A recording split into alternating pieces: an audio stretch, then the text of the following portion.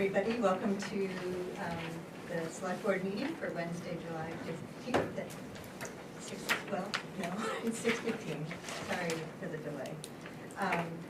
We have a full forum here for the Select Board. We're joined by Sharon Jackson, our Town Manager, our Town Clerk, Tracy Walker, Nate Kirker, our Rec Director, Dave Hanscom, our Rescue Chief Director.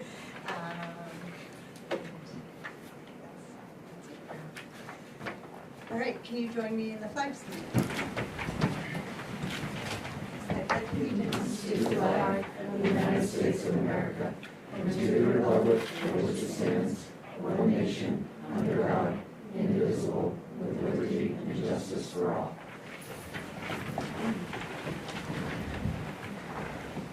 I don't think there are any adjustments to the agenda. I make a motion to add the special select board meeting minutes of Monday, July 13, 2026. Second. All those in favor? The motion passes 5-0.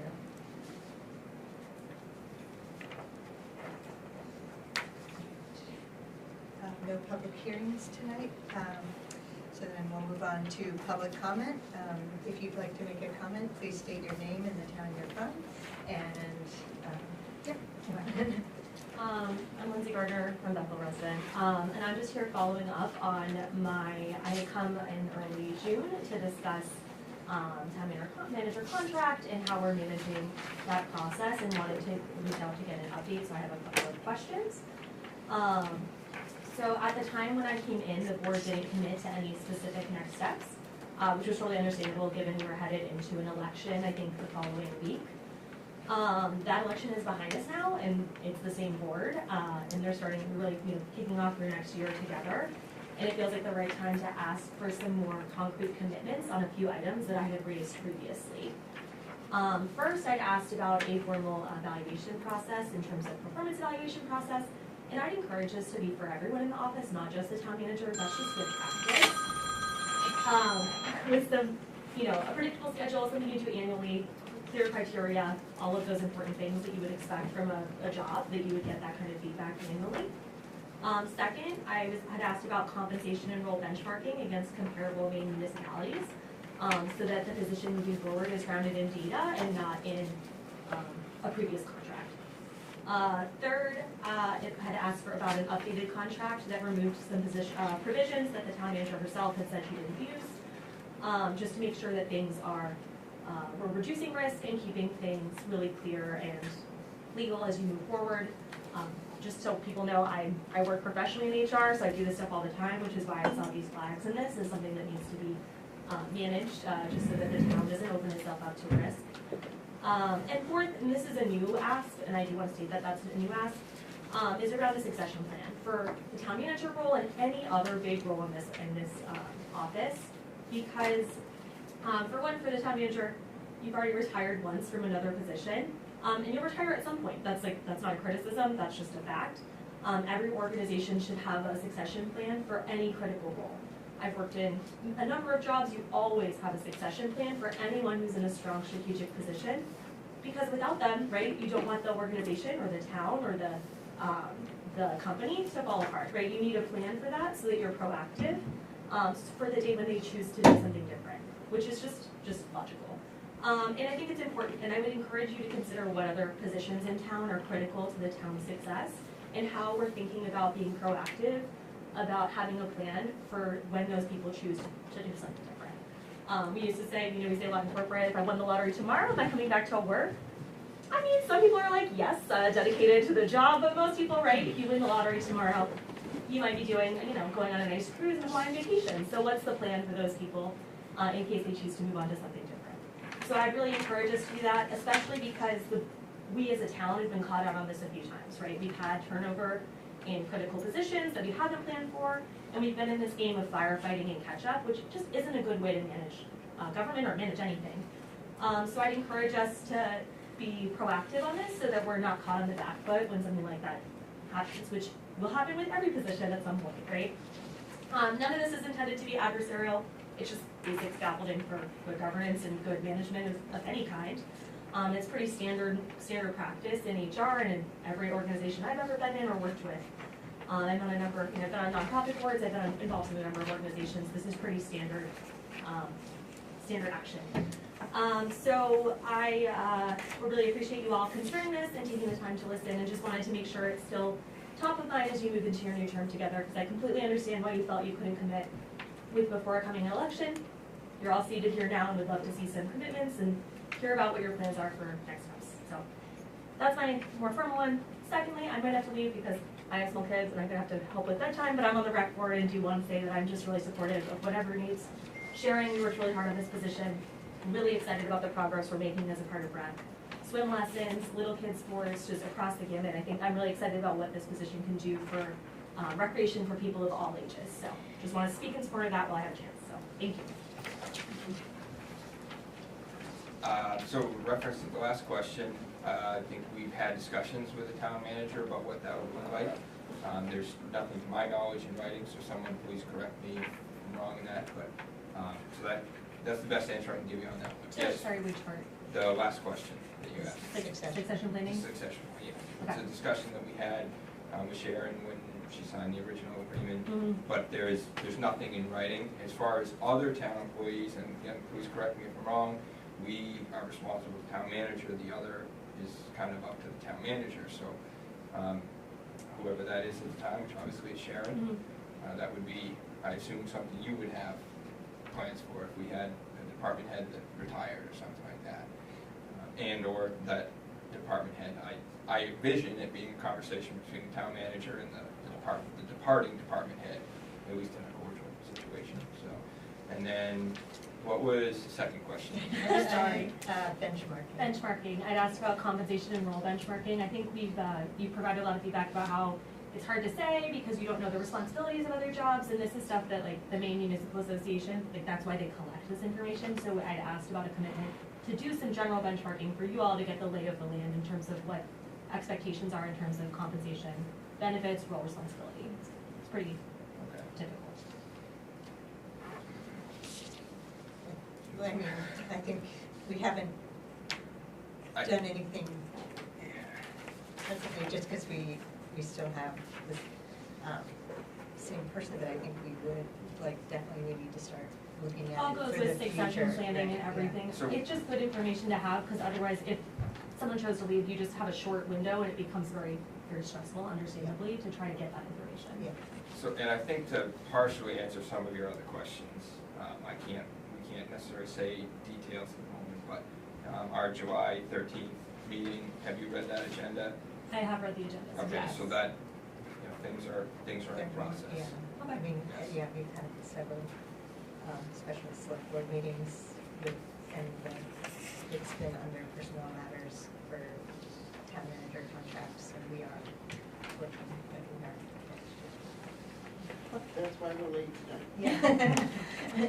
Fair enough. But yeah, and I just want to share, I do this professionally as my day job, so if anyone ever wanted, like, I don't want to offer anything beyond what's appropriate, but I do this all the time, so if you need any help with anything, like succession planning or how you would build that type of thing, or what type of documents you'd recommend, just at a high level, like templates, that kind of stuff, I'm happy to help.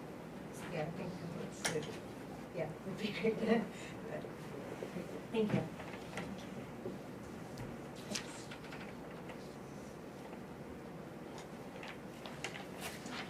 Anybody else?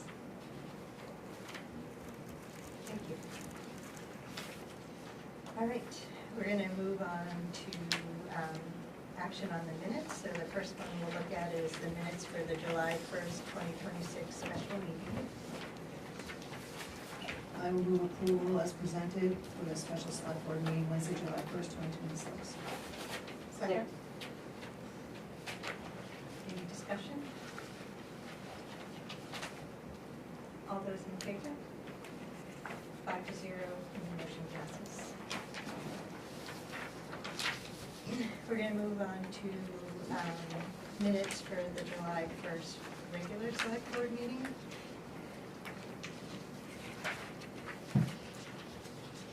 Any questions? I have one question. under 8C, where we talked about the moratorium on data centers proposed by the ORC. There's 2 motions and seconds and only 1 vote. It didn't get, I listened to it like 3 times, and we kind of, the conversation just jumped into another conversation. So we didn't realize never- it. No. We never voted on. That first motion. I think the second one overrode the first Yeah, one. that's how I. Is that how that works? Yeah.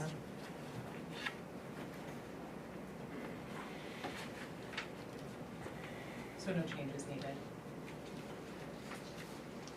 Is that right, Michelle? We could, if you could put a clarification or just to say that the second motion overrode the first motion.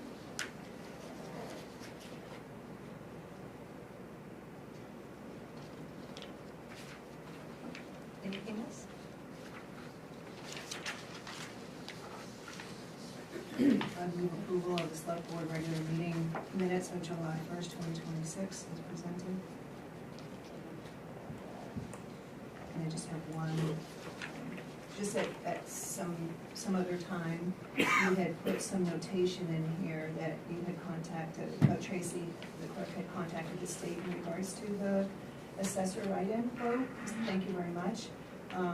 If you could also supply the statute citation, that would be very helpful. I had talked to him about it at the training I was on the wall. So. I appreciate knowing that for education, probably the rest of us would too, so. And it's 60 days. You're right, you would ask that, no? So thank you. Feel free to send it.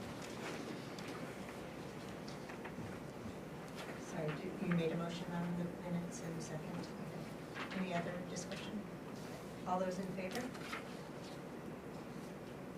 5-0, and the motion passes. So now we do the other special select board meetings. We had a special select board meeting on Monday, July 13th. I move approval of the special select board meeting minutes of Monday, July 13th, 2026 as presented. Any discussion?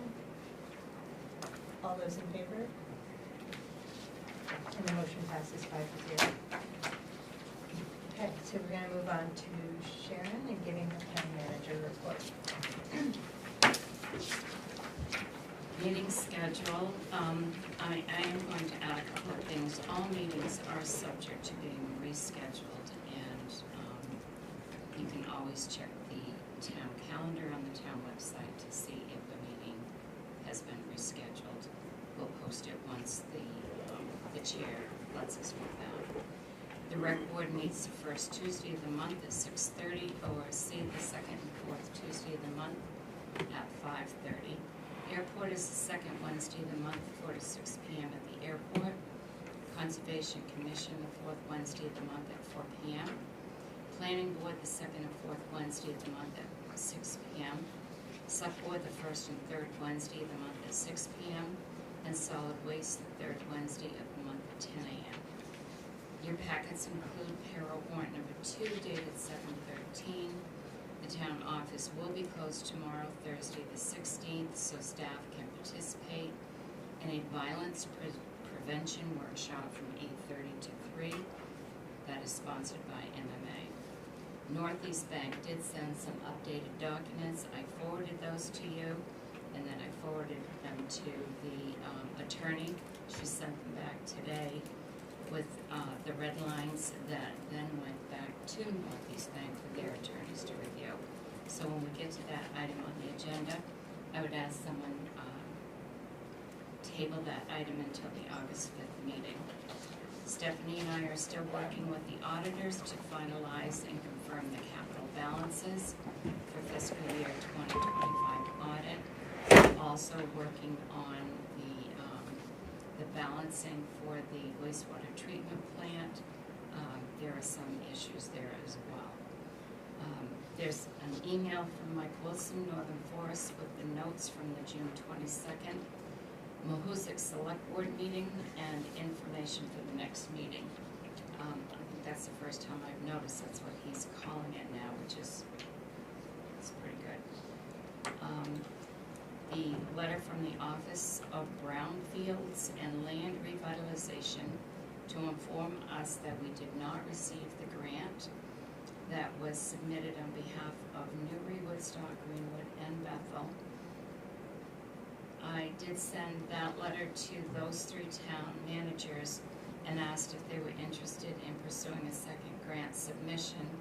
I also talked with Rich Campbell from the environmental group, who took the lead in asking us to submit this grant. Rich is interested in a second submission. EPA received 558 applications and only 193 were funded. I'll let you know when I hear back from the other managers. If I don't by the beginning of the week, I know Loretta was on vacation this week, then I'll let you know. Department head reports in your packet for June for the treatment plant, sewer plant, rescue, and fire. Fire also included their fire calls for the fiscal year 25 through 26. Public works report for May and June, and the quarterly report for the code enforcement officer. I've given you a copy of emails received from Beth Weisberger on July 13th. You'll see that she has several questions concerning the comp plan, and also a copy of her email on the 14th with concerns concerning several topics. A draft copy of the select board policy from email and written communications was submitted to me by Sarah, and I included a copy in your packet for you to review. That will be on the August 5th meeting agenda for discussion. I did stamp it draft. I will be sending get well cards to 2 members of the Searsmont Fire Department.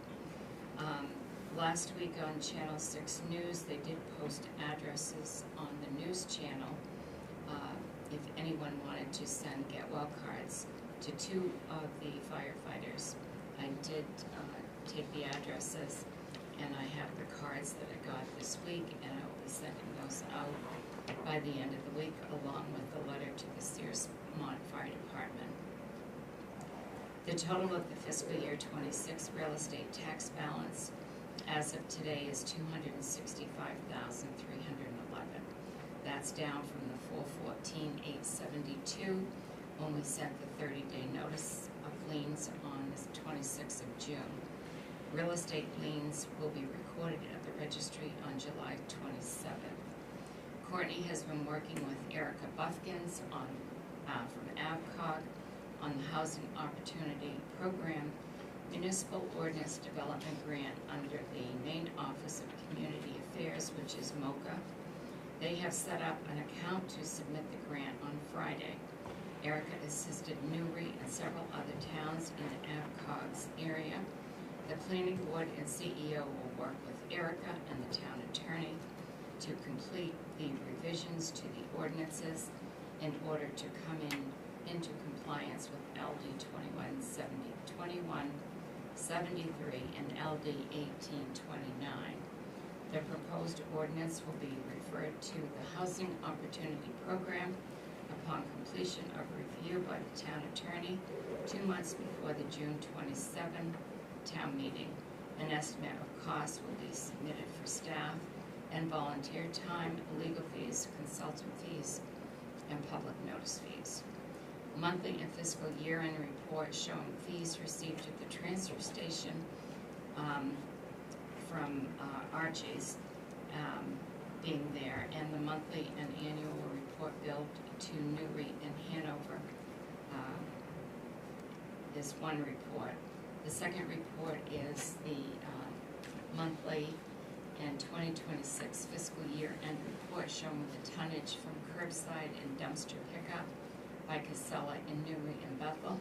The total expense for both towns was $293,384. The monthly breakdown for June for each town is still being confirmed. Actually, that was completed today, and so I'll be able to update that. The sewer liens will be recorded at the registry on July 21st. I'll be taking time off tomorrow, Friday and Monday of next week. And I do have two things that are not on the agenda, but one is last week, an employee was bitten by a dog on town property. The dog was not on a leash. Had a pretty severe bite on the upper inside leg of the town employee. We had to file a workers' comp report on that.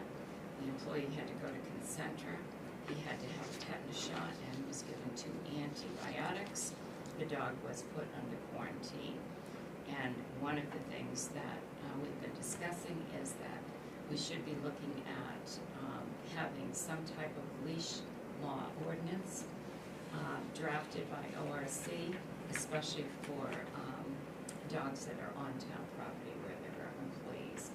Other towns have leash laws like that, and they also have them in general for dogs in the town. So I think it might be something that we should look at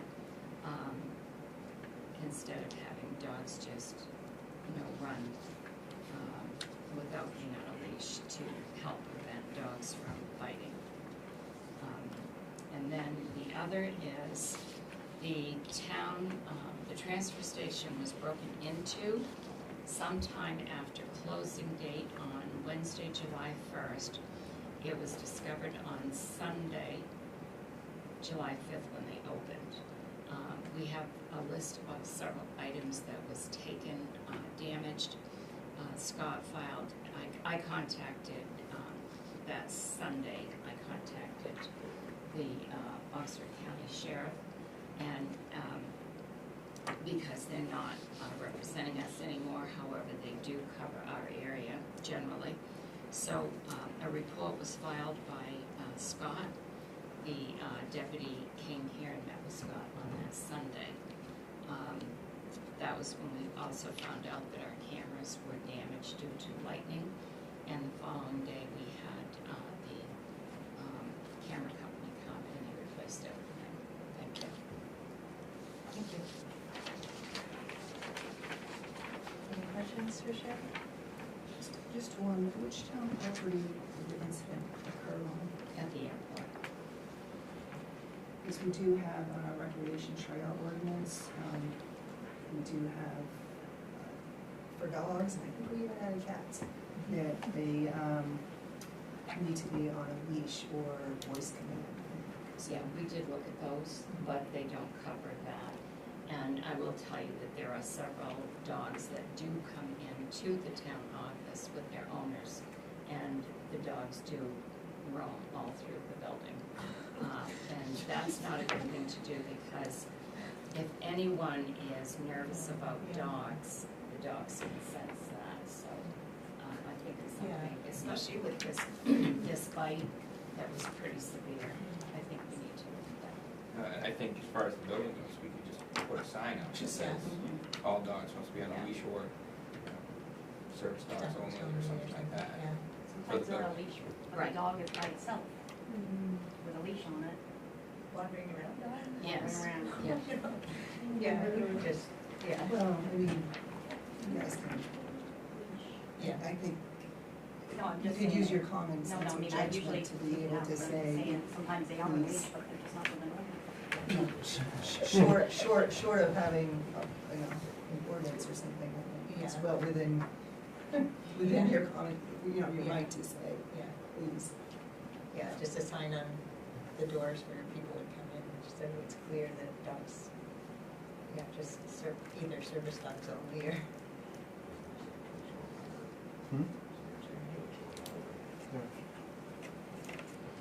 All right, we're gonna move on to our first business item of the evening, which is to approve the town manager's recommendation to hire the new full-time rescue chief. So I would like to say that the job was posted internally through, it was posted at all town departments. It was posted for 2 weeks, and I had one application that was received and resume. It was quite a complete package. Stephanie and I interviewed the candidate. and last Friday, and I am recommending that Dave Hanscom be hired as the full-time rescue chief and be given the job. And I'm asking the select board to approve my recommendation because he would be a town department head. So the proper terminology would be to confirm. So I move to confirm the town manager's appointment of the ambulance department head. David Hanson. Second. Any further discussion? All those in favor? And the motion carries 5-0. Congratulations.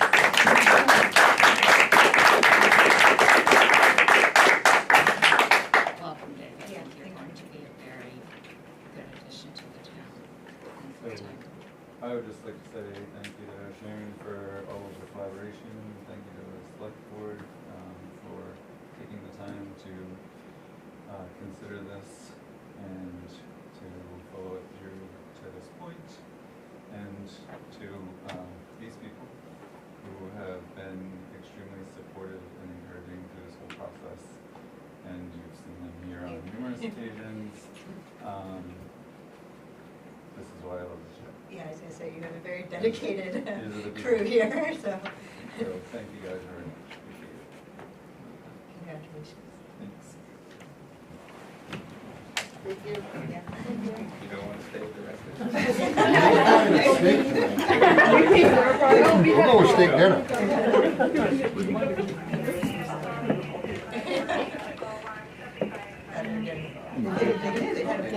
had a July 4th parade.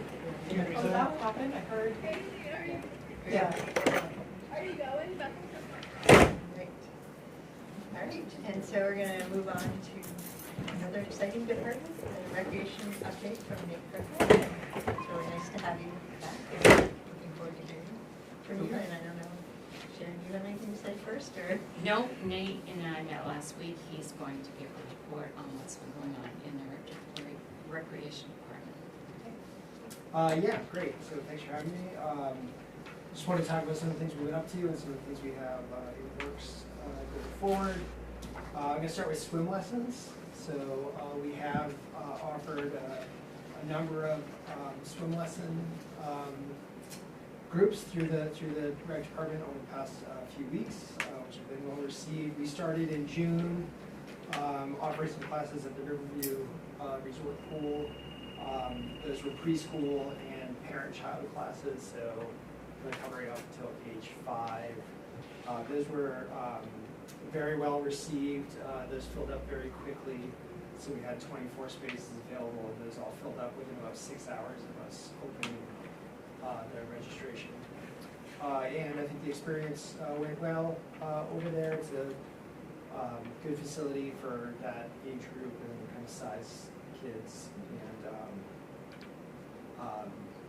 you know, they've done classes with older kids there in the past, and it's maybe a little bit more to manage, you know, for the hotel guest experience there. So focusing on little kids over there worked really well. And those were also the first time we were using our new instructor, Suzanne White, who we worked with to get certified this past winter, and so it was great to have her step right in, and she did a really great job with those lessons. We had just kicked off a second series of swim lessons. They started on Sunday. So for these, we're doing, we're working with the Pleasant River Campground and their pool facility. So we're offering some, again, preschool, so ages 4 to 5, and then some level 1 classes, so beginner classes over there. Those have mostly filled.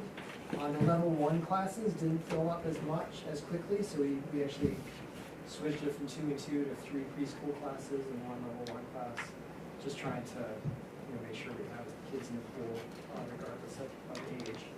And so those are on their way to filling up. We had 1 week now, where Suzanne's out of town, we take a week off, then we're going to follow up with 4 more weeks of lessons over there. So really appreciate the campground allowing us to to get in there when Riverview's busier and harder for them to fit us in during their summer season, which is totally makes sense. We're also offering some lessons at Angevine Park. We are doing level 2 through level 4 lessons over there, so just kind of the next level on, so not quite learning to swim, but maybe people who are still getting used to the water at level 2, and then level 4 is kind of working on efficiency and stroke development and things like that. We're doing those lessons on Monday afternoons after MK leaves, so we're able to, one of the individuals who's lifeguarding for MKA can just stay on site and work for us for a couple hours afterwards, so it works out well for the lifeguards there. Those lessons have been a little bit slower to fill, so not sure exactly what's going on there, if it's the difference in the facility, just being a little late in summer, still working to get the word out. We're kind of trying to keep publicizing them and get them filled up, and looking outside options to redeploy some of those. So if we have like a level 2 lesson that no one signed up, so we talked about, is there an interest in an adult kind of technique improvement class and stuff like that. So we're trying to see what we can do to fully utilize our instructors' time. We have been promoting these on our Facebook page, on other community Facebook pages like Team Bethel and Bethel Fun for Kids. We send emails to all of our membership base whenever we open up program registration, so anyone who has signed up for sports ed or one of our other programs.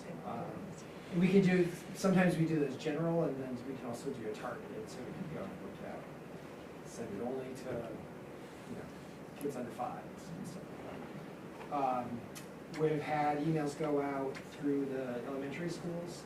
So both of the principals are really good about sharing programs. We have them open for registration. So even in the summer, they'll send out, hey, Bethel Rec has swim lessons open for registration. They're posted on the town website and on our registration website as well. So we'll keep getting the word out, try to fill up those classes. That might be it for the summer. Those will take us into mid to late August. The school is starting up, so then we are talking about our options for lessons during the school year, or as well, probably going back to an indoor facility. So there's money left, there'll still be money left in the swimming budget Yeah. to Yep. keep, that's great, to Yep. be able to keep going. Yeah. Absolutely. So that's the swim lesson update. We do have some other summer activities going on. We don't do a ton in the summer just because numbers tend to be small. We do have a track and field program that's meeting a new volunteer who's done a great job and really put a lot of thought into the program that's going. They're meeting on Tuesday and Thursday mornings. It's around 10 kids or so that are participating in that. And we do have pickup soccer groups that are meeting as well, various levels of play. We have a calendar out there that folks can drop in on those soccer groups. Looking ahead towards the fall, we've opened up registration for our soccer programs. So we have about 60 kids signed up already for our traditional program, which goes from pre-K to grade 6. So we're about halfway there from a registration point of view. We also did add a intro to soccer program for 2 and 3-year-olds. So Lindsay is going to be heading that up with her husband Aaron and some friends. So we opened that up with 15 spaces and it sold out in a couple days. So we might add a few more spaces. We're just trying to make sure that group is a manageable size. But good to see the interest in even other age groups getting together and being active. In the fall, we will have our cheering program back. So registration not yet open there. We need to get some details from our volunteer coordinator before we can open registration, but hope to do that soon. And we I anticipate the football program will be going again this year. We've provided sponsorship to them over the years, we continue to do that. I haven't seen any updates from them on any changes or what's going on for their fall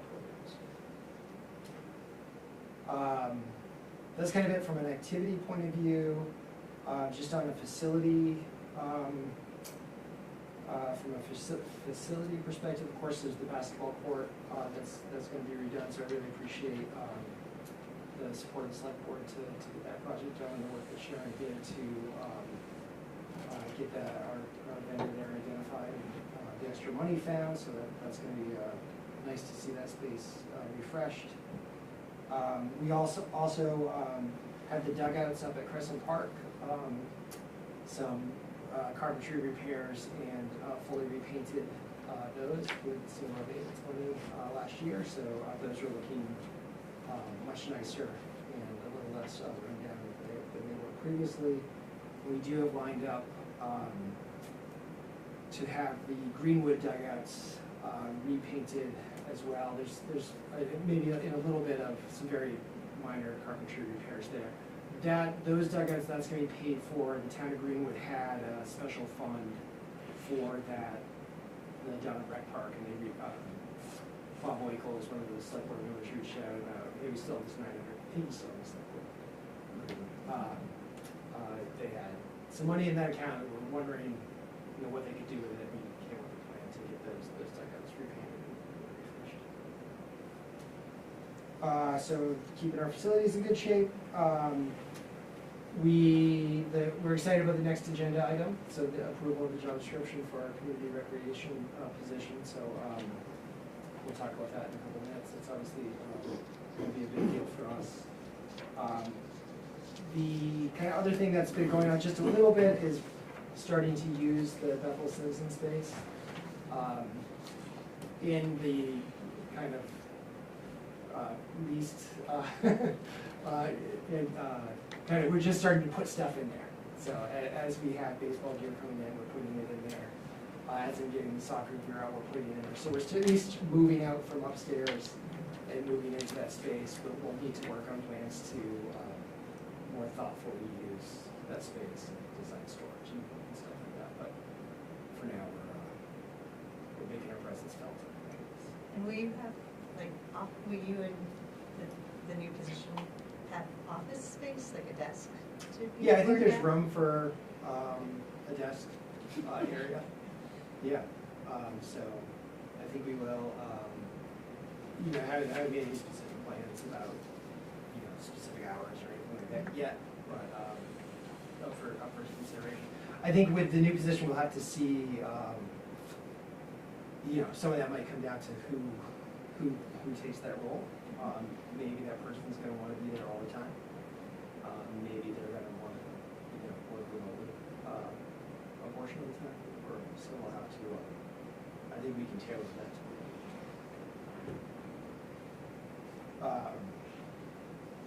yeah. I think those are the major updates I had. Any questions for me? Yes. Going back to the swimming? Yeah. The levels that you referred to, are they by age, or what's the? Yeah, so those are, the levels as defined by the Red Cross. So they have classes, and if you, the way they do it is, 5 and under, they call it, there's parent-child, which is up to age 3, and there's, they call it preschool aquatics, which is age 4 to 5. And then for 6 and up, it's defined by these levels. So level 1 is really learning to get in the water, learning not to be scared of the water, not really working on propulsion, but just getting comfortable. And then level 2 is starting to swim or float, move around a little bit more, and so on, up until. Yeah, well, my only. Yeah. My main question was that it's including people that are older than 5. In other words, teenagers or young adults or whatever. Yeah, the way we've posted the level 1 through 4 programs, we're saying ages 6 to 14. It's kind of And hard. you don't go any higher than that? We didn't with these classes because we're just keeping it as kids' classes.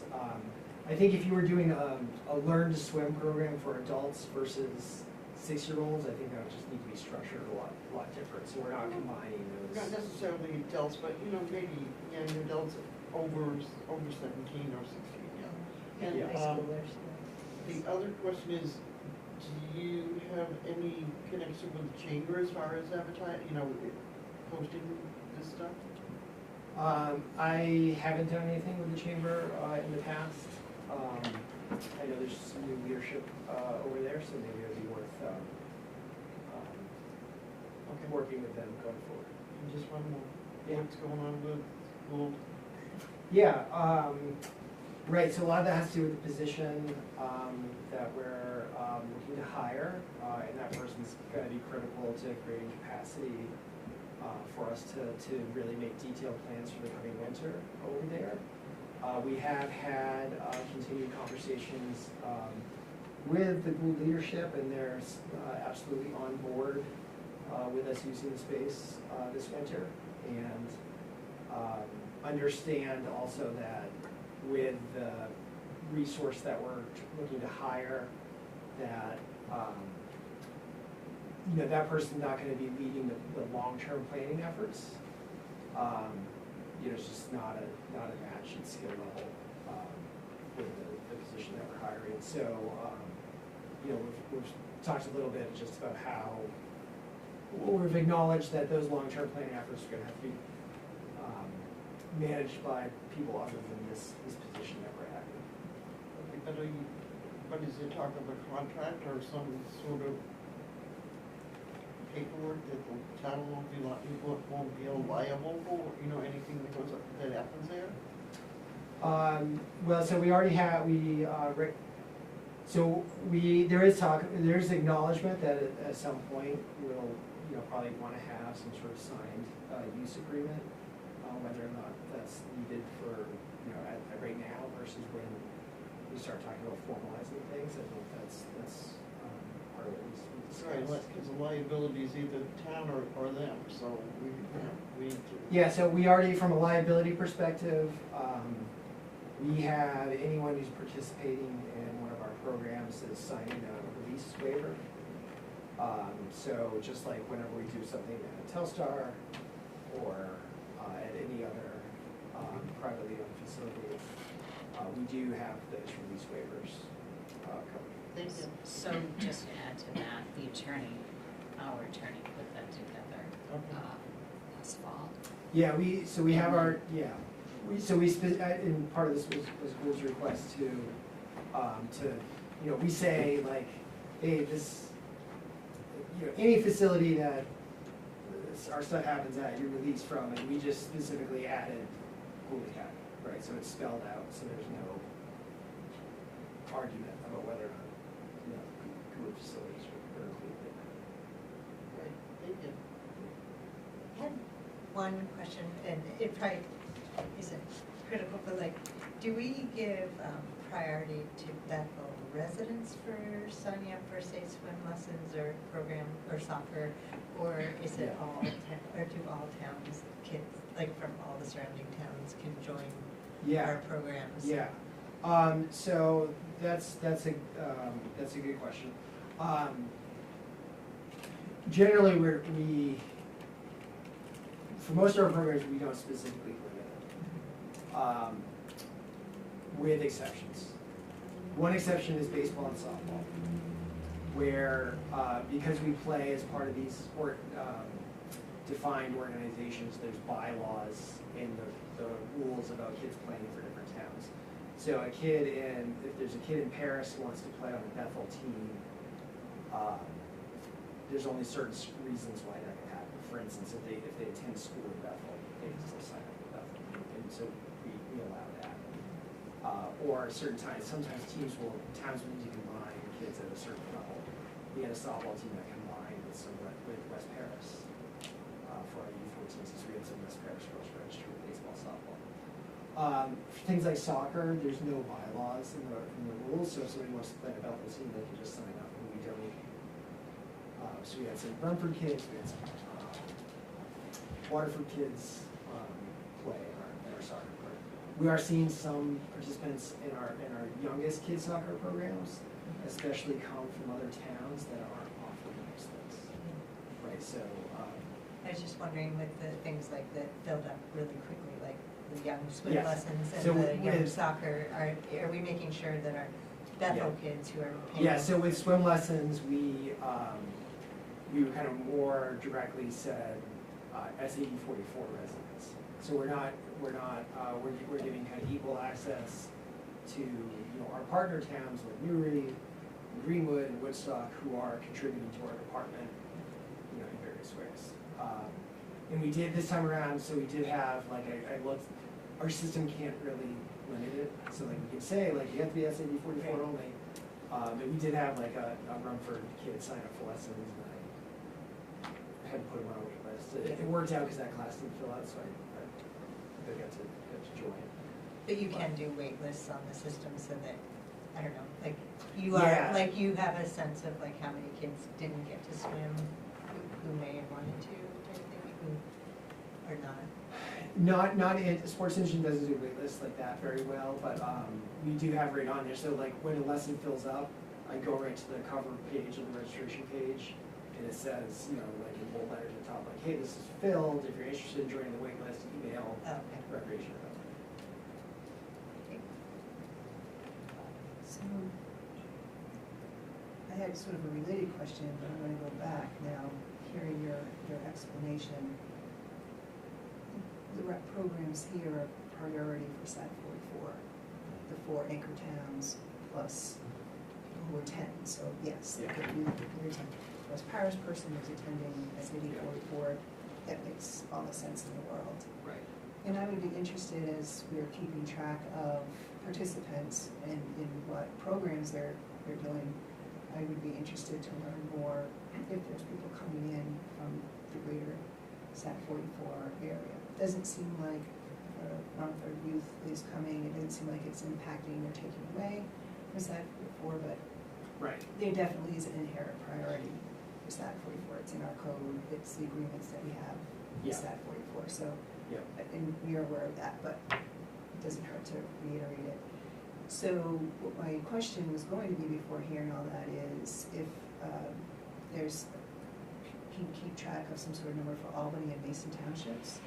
And they tuition in Yeah. most of the time to SAT 44, so I would just be curious to learn how many use or Yeah. any participants that we have from there.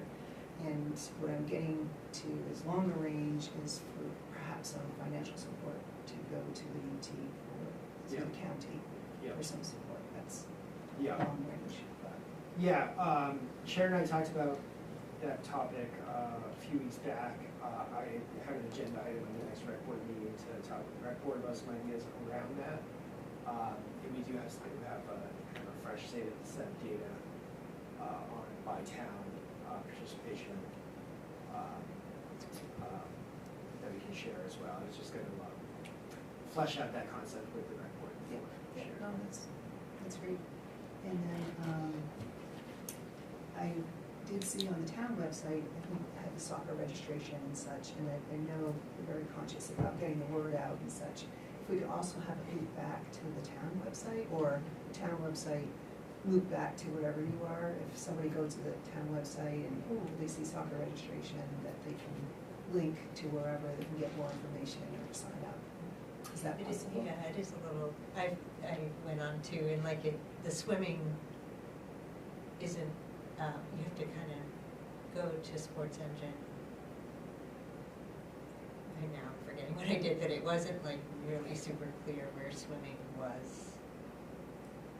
Kudos for getting Yeah. the word out. Yeah, And- yeah. And having Yeah. it linked to the town website, I'm just trying to, I think the way, like, when you post it on the front page of the town website, it says, yeah. swim lessons or soccer, then we have a link that you have to click, and that brings you directly to our registration page. I saw that for soccer, I just didn't see it for swimming, Yeah. but Oh, yeah, okay. that's fine. That's But great. that's, yeah. So that's a new thing that we just started doing. Right, Yeah. right, and Yeah. just kudos for it. No, if Yeah. you click on the bottom, it takes you to welcome to the Bethel Rec Summer Swim Lessons. Oh. It was Yeah. just way at the bottom, underneath the But- ECS Under latest registration news. link. Yeah. So thank It you. says all the levels that he's doing. And then he gave me the thing that says details and registration link, and then it says, you know, the link for the sports engine for that. Thanks.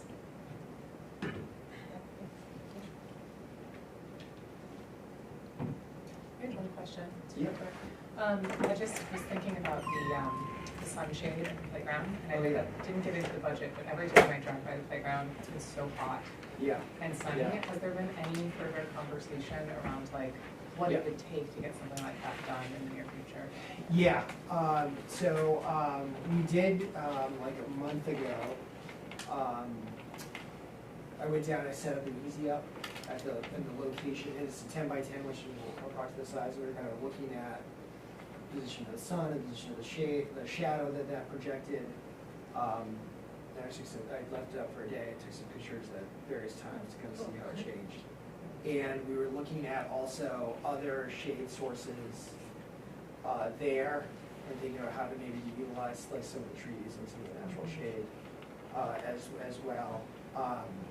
So one of the things we did is we took a couple of the benches that we usually have at the ice rink, we moved those to the playground into those natural shade spots, so that adds a place you can sit in the shade. So there's a couple benches, so there should now be like always 2 or 3 benches that are in the shade over there. So that, we're gonna see how that works out a little bit.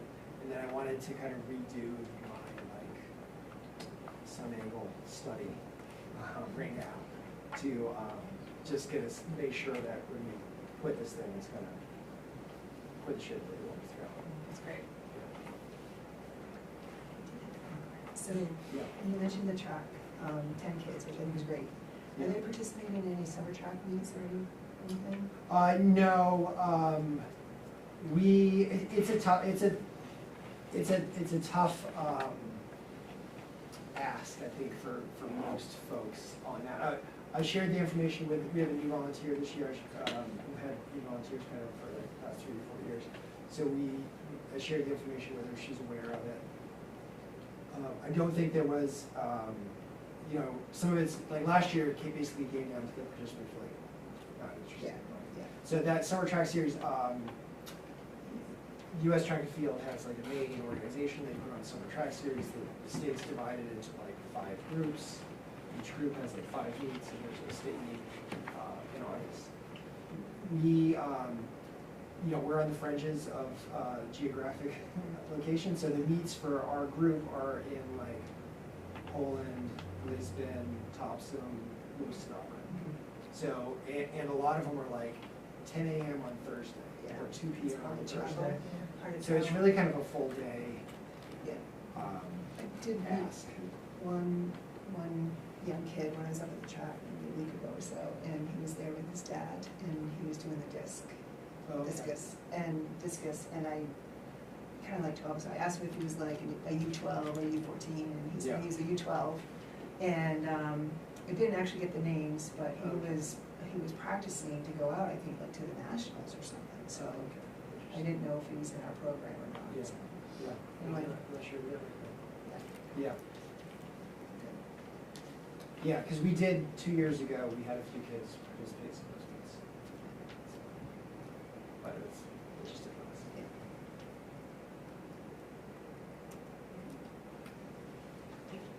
All right.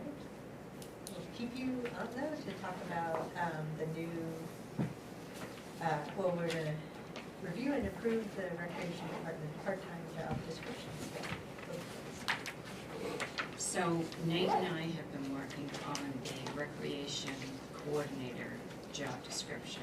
Started out, he met with the recreation committee, and they put together a draft that was then given to Nate, and then I reviewed it, and Nate and I have been reviewing it over a period of time now.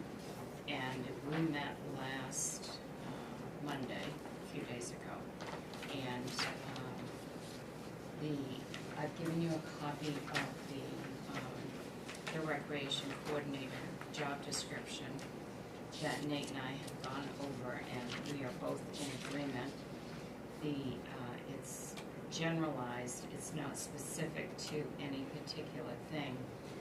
The first year of this position, we anticipate this is going to be a learning expedition on how things are going to work, but we're both satisfied with the draft that we came up with.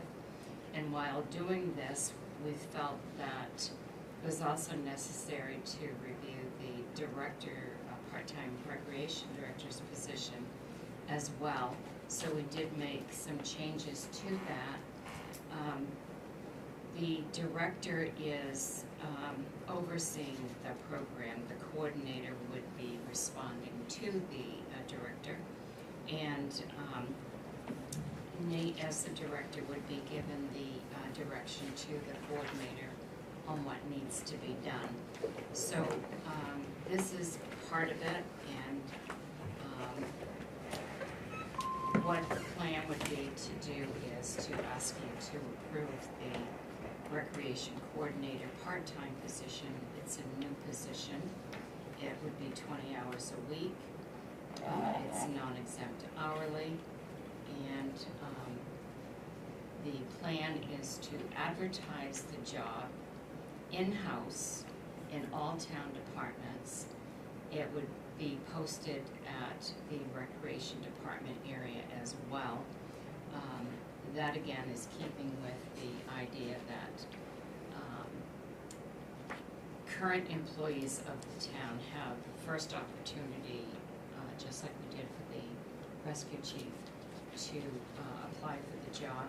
You may have someone on the recreation committee that wants to apply for this job and should be given consideration, because even though they're a committee, they're part of the recreation department, and it would be posted at all the other town departments. You may have an employee that is currently full-time that wants to go into a part-time position.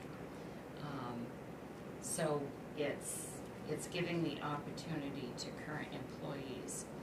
If there is no one that applies for the position, then it would be advertised publicly. And then we would look at all of the applicants that come in. That the interview process would be done by Nate, myself, and Stephanie, and all the resumes, applications would come in and be reviewed, and we would select those that we felt we wanted to interview. So that is where we are with the job descriptions. And the other part of this that I'm going to bring up is we also talked about the wage for this position.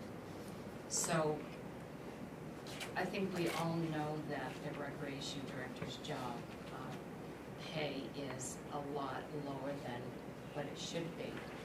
And in looking at where his wage is right now, an hourly wage, and the new position that we're gonna hire, I had recommended $18. I believe Nate recommended 20. When we looked at the budget, the amount budgeted was for a gross of averaging $20.67 an hour. So Nate and I have agreed that the wage for the coordinator would be set at 19. That's in the middle of where we all discussed for the first year, with that wage being looked at next year. And then Nate's wage would increase to 23. That way there's a $4 difference between the two.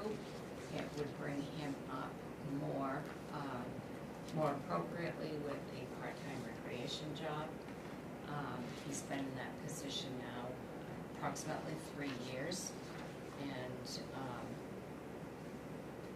a little over 3 years actually. And then next year, we may need to make adjustments to this job description based on how things are going this year. And the budgeted amount of the two positions will, the two wages we will be able to offer those two positions with those gross wages that were budgeted for the two. So essentially taking the dollar from the coordinator and bringing it to the director. Is Yes, that how you gross it? yes. And so we would take the gross of the two and then do the wage for both.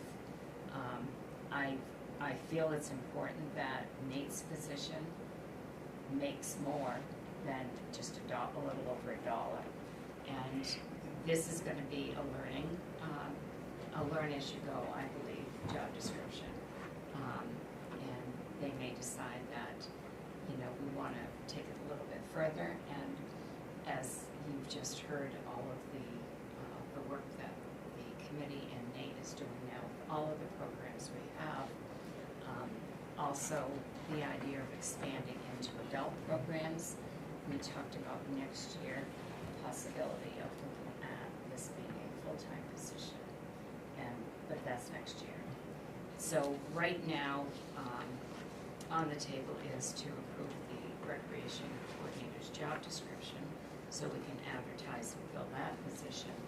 And when we do interview, we also like to be able to tell whoever is interviewing what the job is going to be paying. So it would be asking you to approve the $19 for the coordinator and to increasing Nate's position to $23 an hour.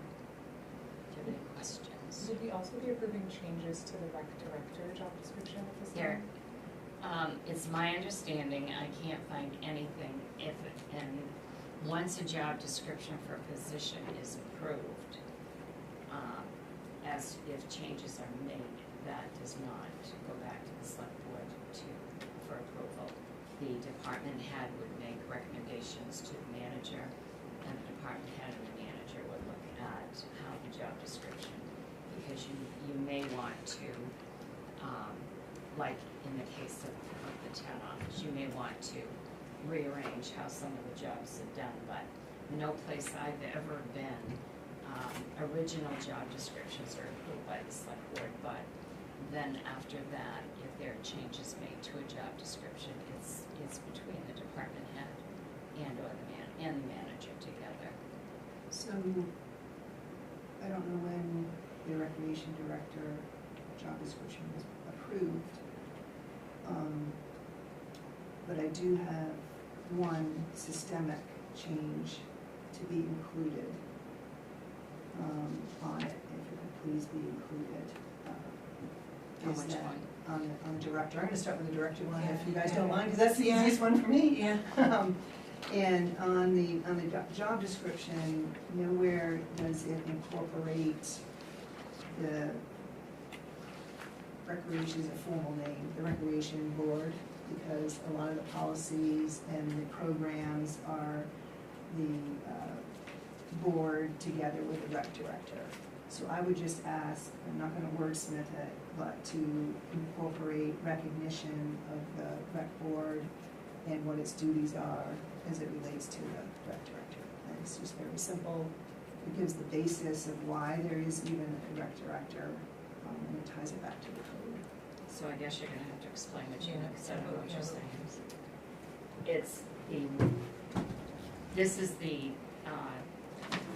and again, maybe once you explain it, but this is the job description for the rec director, not Yeah. the recreation That's- board.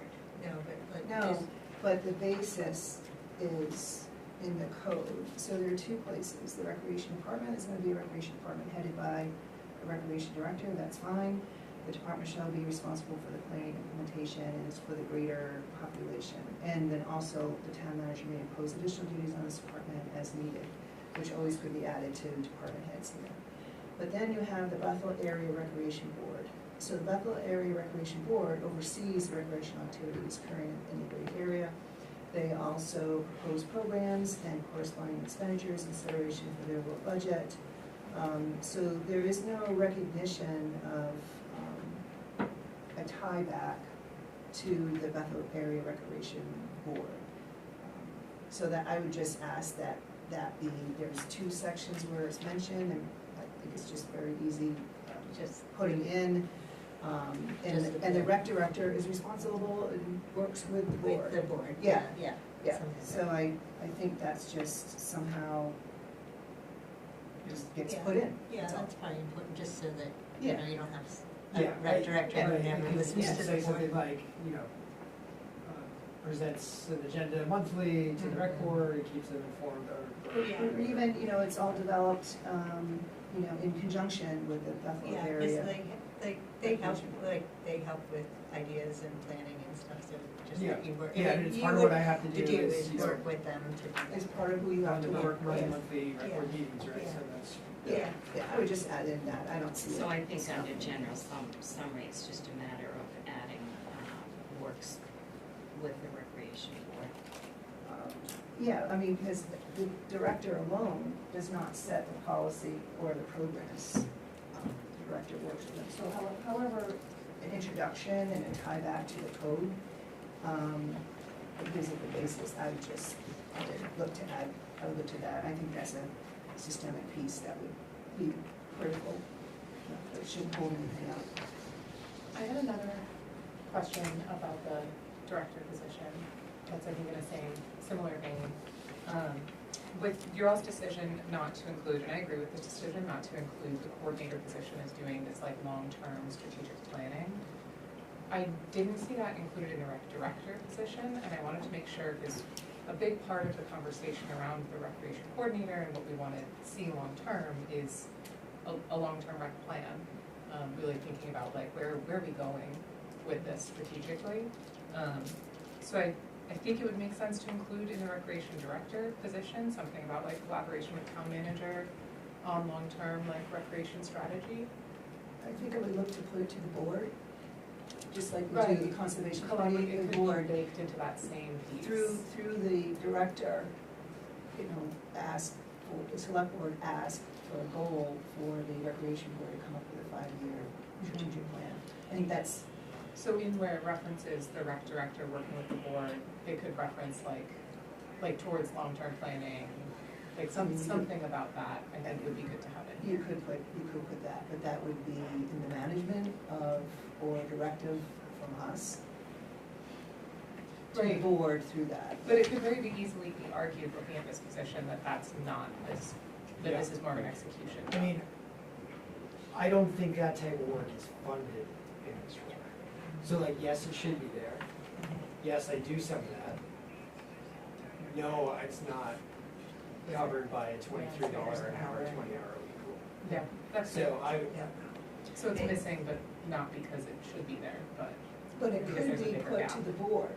It could be put to the board as a goal, and if What are you talking the about? recreation board. board, I Yeah. mean, it's just like us to everything, or the planning board to the, whatever, it's the recreation, Bethel area recreation board with the director. Yeah. Because they're responsible for the programming and the planning and the policies of Yep. everything. So it could be put to them, and then from there, they could figure out what resources do they need. That makes sense. I want to be careful that we're not like kicking the can of long-term development down the line to volunteers who, the board's already doing a lot. yeah, I think that's, you can always Yeah. ask them to, but Right. at the end of the day, right? The it's, long-term planning. So I is- think all that needs to be added is under the general summary, along with the director works with the recreation board is, works toward long-term planning. And again, this year, it's going to be, we're going to see how things are gonna progress and maybe want to change. Yeah.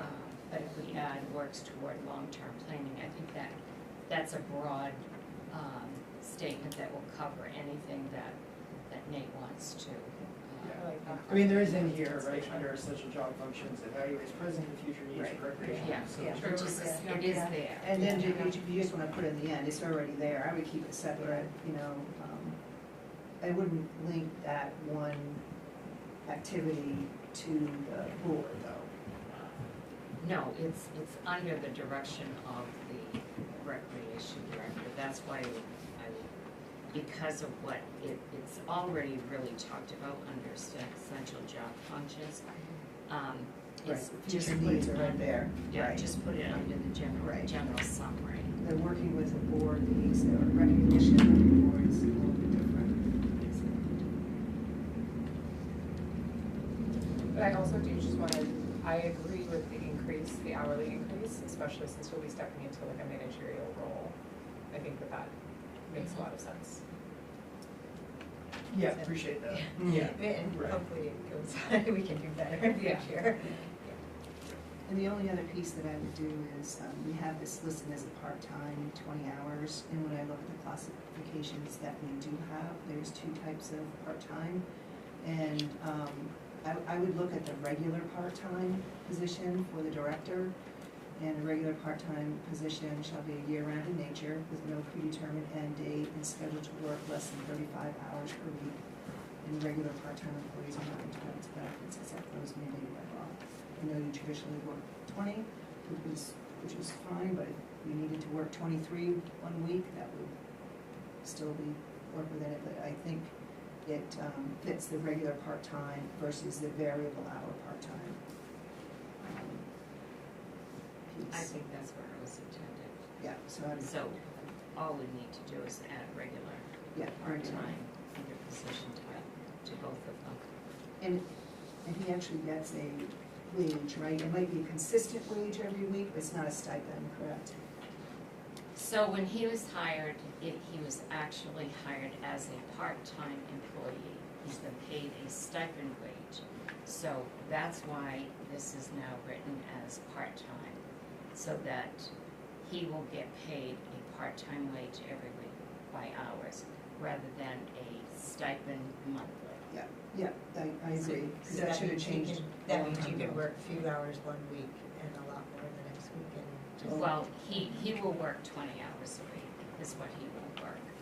That's what he will submit a timesheet for 20 hours a week. We already reviewed this. Yeah, no, I Rather just than on a stipend. wanted to be clear that he Yeah. gets wages and not just a stipend. So Yes. That's, And we talked about the benefits. yeah, and that should have changed. State benefits when. Mandatory benefits, so he will also get named earned paid leave, so every 40 hours he works, he'll Right. get an hour earned paid leave. And so will the other position.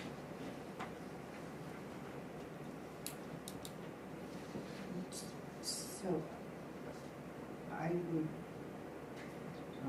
I would move to accept the recreation director job description with the two pieces incorporating the Bethel Area Recreation Board as well as the long-term planning into the job description. Clarification that the position type is a regular part-time position and with wage pay versus a stipend, and at an hourly wage of $23 an hour. Second. All those in favor? I just have one Oh, more question. sorry. Any input from you?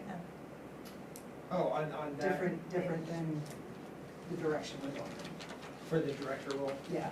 No, no, I mean, Sharon and I have already kind of, we talked about these, we reviewed them, we're in agreement, these are the right things for this moment. Thank you. I realized I did have a question. For licenses and certifications, do these positions need to have like CPR and first aid? No, we Just- talked okay. about, we talked about Okay. this. Okay. They are not required in either of those jobs to have these, because their job right now doesn't center on that. That may change in the coming year, but right now it doesn't. If it ever is required, or if they want it, I'm a CPR instructor. Oh, thank you. Okay, that's good to know.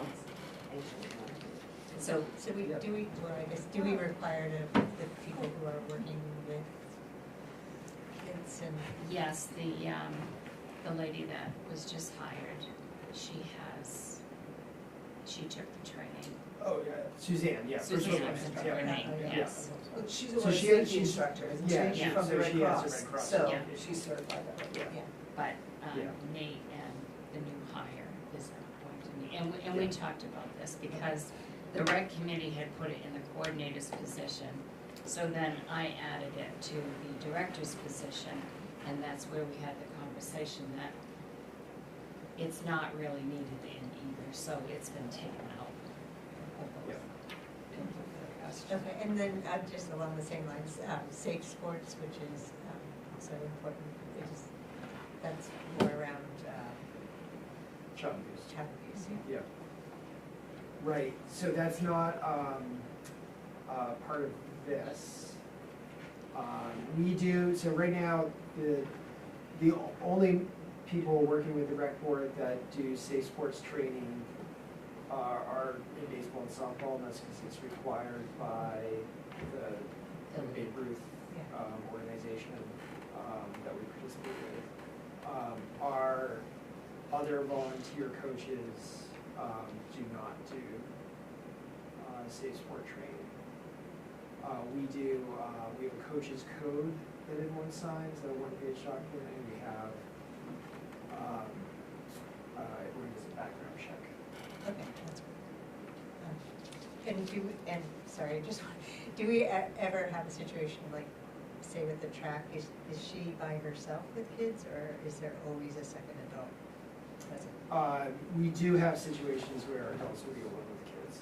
So for our,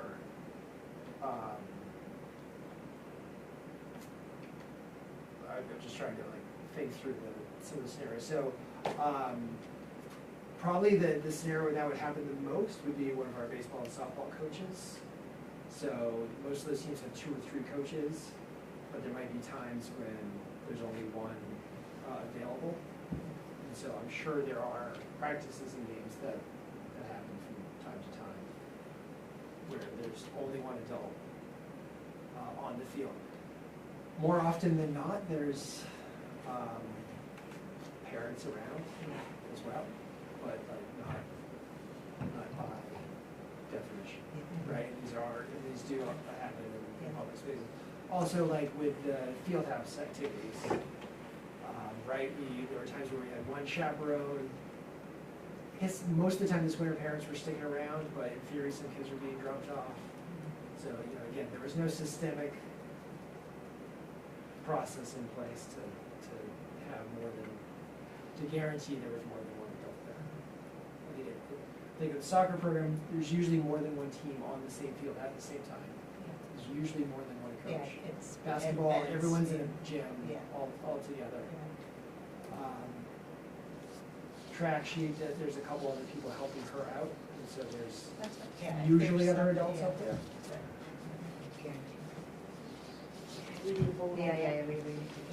Can I just wanna say, I still have an issue with the wages.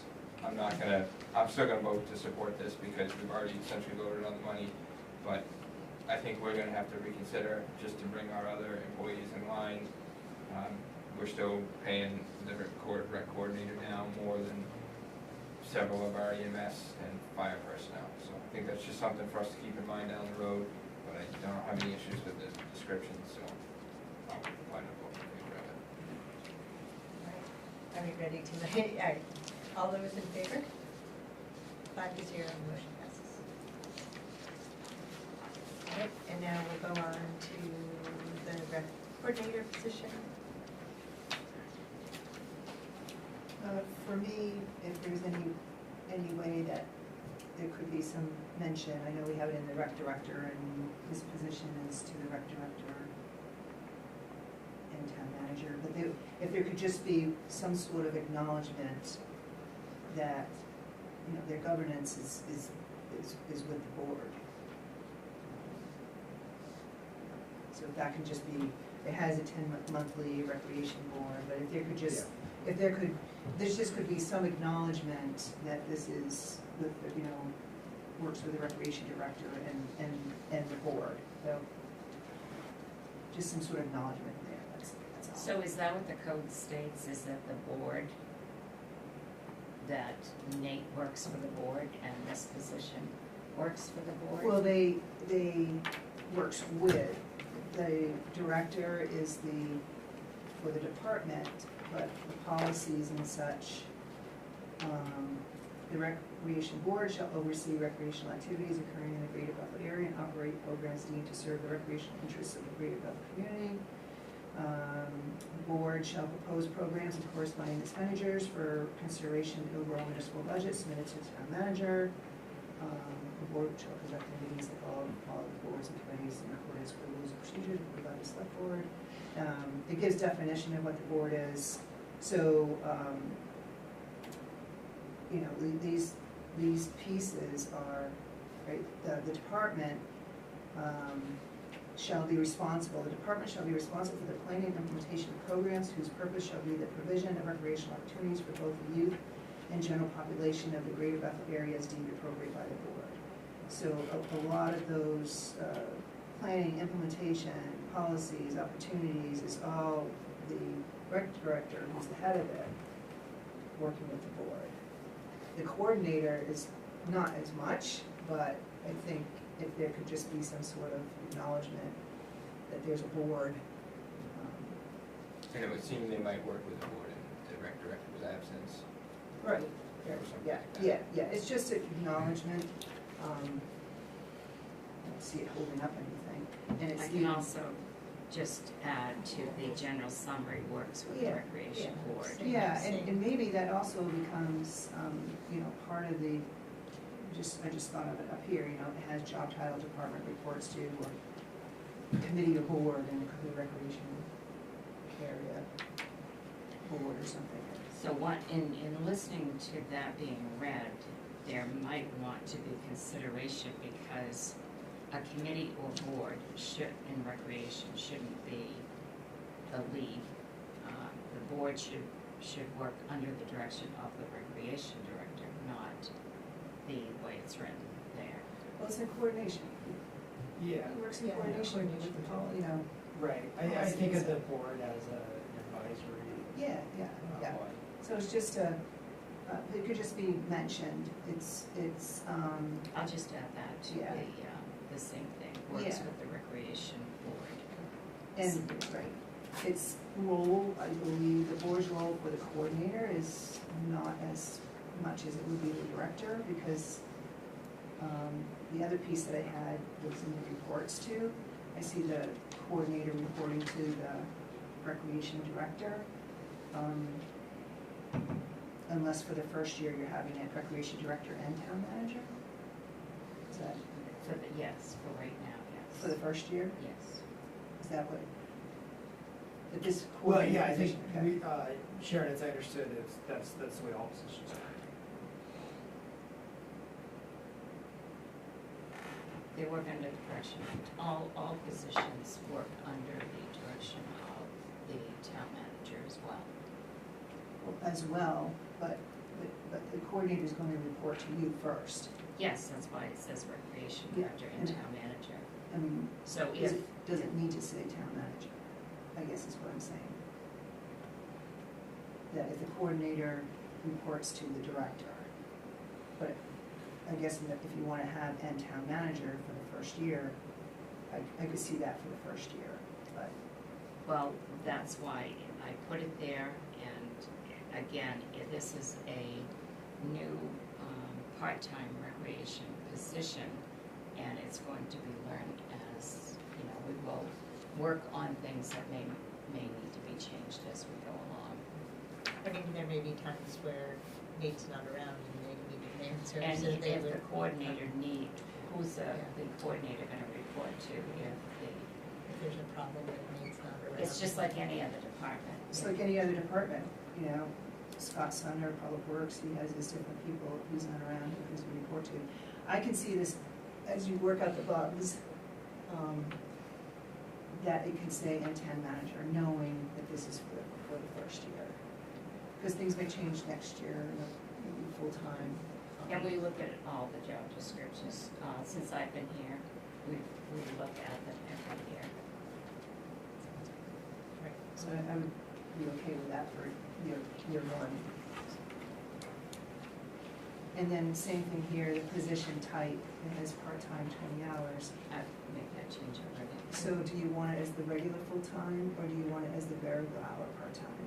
No, I think it needs to be regular. Regular.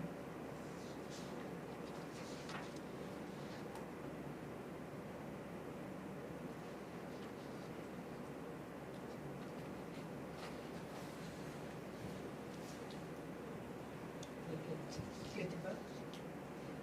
Do you want to make a motion? I'll make motion to approve the recreation coordinator position, with any changes discussed and a wage of $19 per hour. Second. Any other discussion?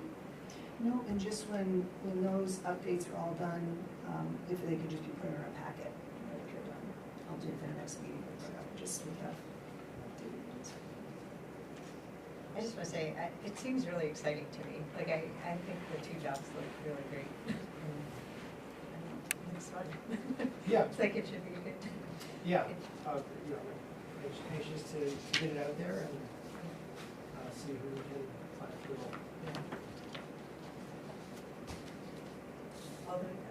All those in favor? 5 to 0, the motion passes.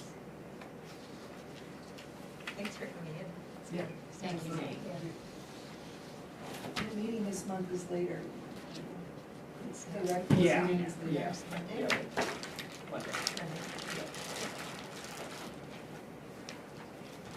All right, we're gonna move on to reviewing and approving the new administrative assistant part-time job description.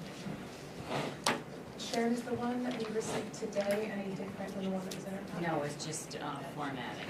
Okay. So that's why I stamped it with the, well, I stamped it and I dated it 7/14. You'll see that I hand wrote under classification, and have time to go in and format that, so I reformatted it. You formatted version, that's the other thing that changed. So on, when we met, I don't know, several weeks back on this, it was approved as a temporary position. And then in looking at the classifications, it was always my intent that this was going to be a regular part-time position, and I can add that too, for 20 hours a week, not a temporary position. And the job description is the same as what it was when I presented it to you and when you approved it as a temporary. What I'm coming back now is asking you to approve this position as a part-time position. It is a job that is needed. It supplements what needs to be done in the finance department by doing the major functions of reconciling what needs to be reconciled, and it also serves as a need to, for instance, like the finance officer does all the invoicing, does all the posting, does the warrants, prints the checks, and signs the checks. I also sign some of the checks with her. And what this does is it eliminates that person from actually balancing the bank statements, because one of the things that the auditors do not recommend is whoever does all of everything I just told you does not then balance the accounts, because it's there needs to be a check and balance here, and this provides that difference. One of the things that created having to get someone to do these jobs was back when the new auditing firm took over in 2023.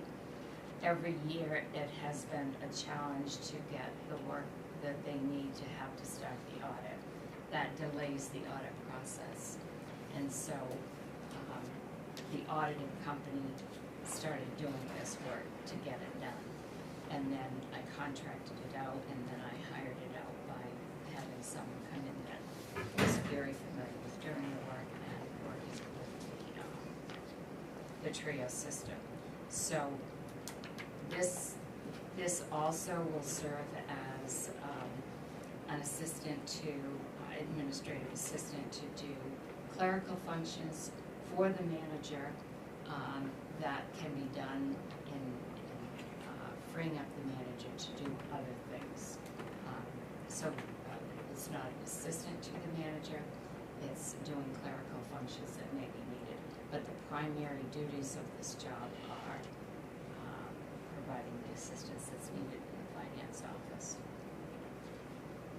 I think Questions? that was, my question was like, if we have this, would it allow you, free up some time for you to do sort of the bigger visioning type, things for the town rather than detail work? But Well, it's going, what this position will also be doing is a lot of the monthly statements that I currently do now that really shouldn't be done by the manager.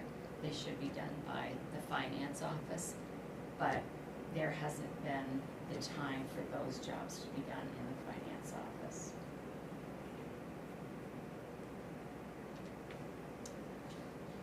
any other questions? Okay, then. I'll make a motion that we approve the administrative assistant part-time job description, which is part-time, regular 20 hours. Second. Any further discussion? I think we've had kind of an ongoing discussion about this position, and if I remember how it was initially proposed, I understood it as a kind of a catch-up position. No. That's not how. No, it was always my intent for this to be a part-time position. It started out by the auditors coming in to try to catch up with the work that needed to be done so they could start the audit. And then it was quickly realized that what has been written in here, if this goes back, these things were items that were to be done on the finance officer's desk. If she had to continue doing these things, it's going to slow up these things being done. So it's not a catch-up, it's to provide assistance in a part-time capacity. It was first portrayed to us as being to catch up to, the finance department. Well, that's how it started out, Right. and it was to catch up on the work that the auditors needed to have done so they could start the audits. So they started doing the work to catch it up.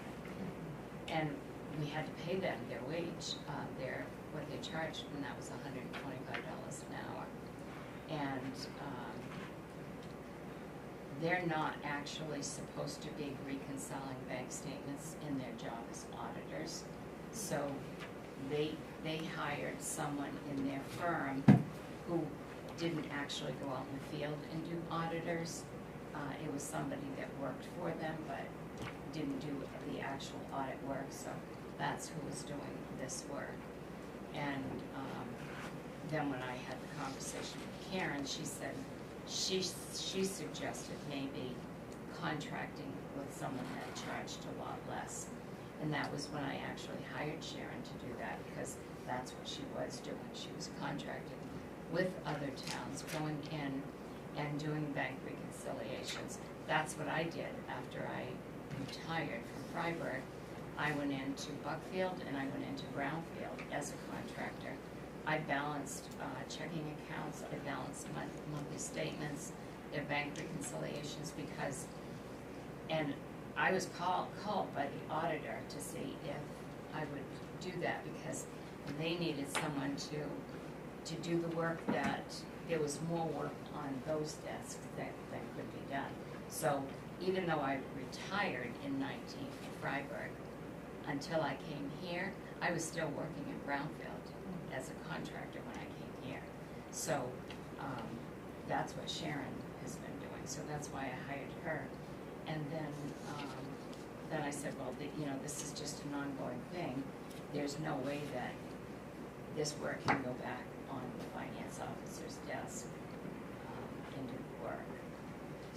So based on your kind of current analysis of like capacity of the town office team working efficiently, this is still a gap that would need to be filled ongoing?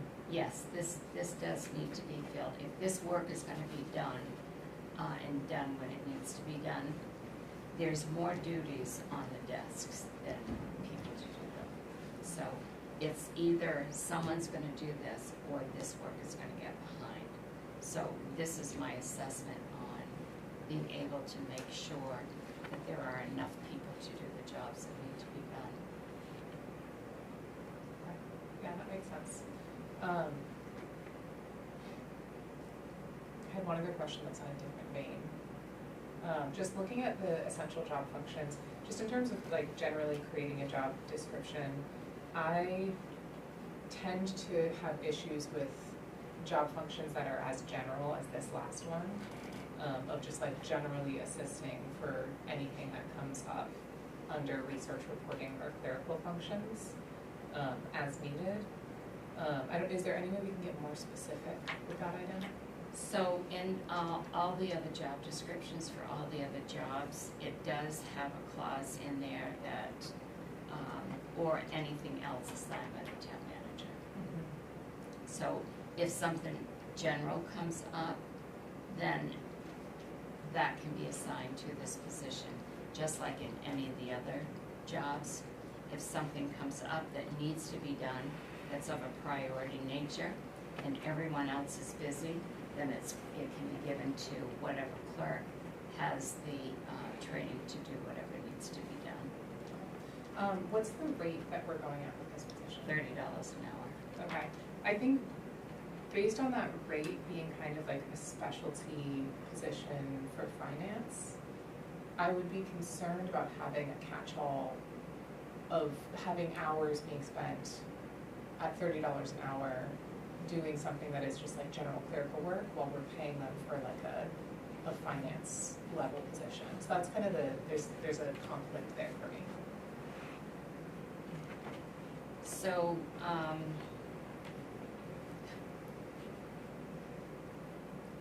the basic duties of this job, as you can see, are of financial nature. Right, yeah, absolutely. And so that's what it's based on.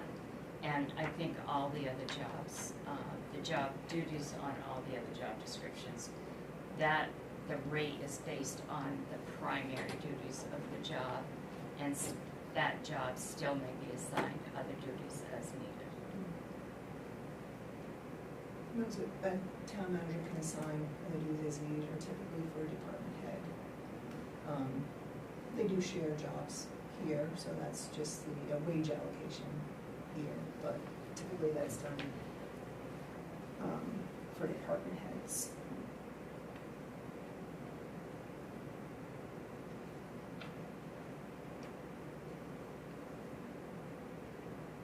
But we still don't have the FY25 audit.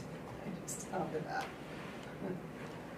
No, because right now there are issues with the capital accounts, and we're trying to balance that. When the auditors came here in '23, they did '23, there were a lot of restatements that had to be done in '24 because of not being able to get done everything that needed to be done, but we had to end the audit. The same thing is happening now in '25. You're going to see with the full audit that they are going to be making a lot of restatements from '24 to '25. And one of the reasons this is taking a little bit longer also is because there are certain things that I want finalized so that there's no restatements from '25 to '26. And in this fiscal year '25, the auditors are different. So that's the other thing they do, is you don't have the same auditors every year. You have a team leader, but you have different auditors that they assign every year. So that way, the new auditors, they have a fresh look on. They're looking at what someone else looked at. So they may find something that the previous year's auditors didn't find.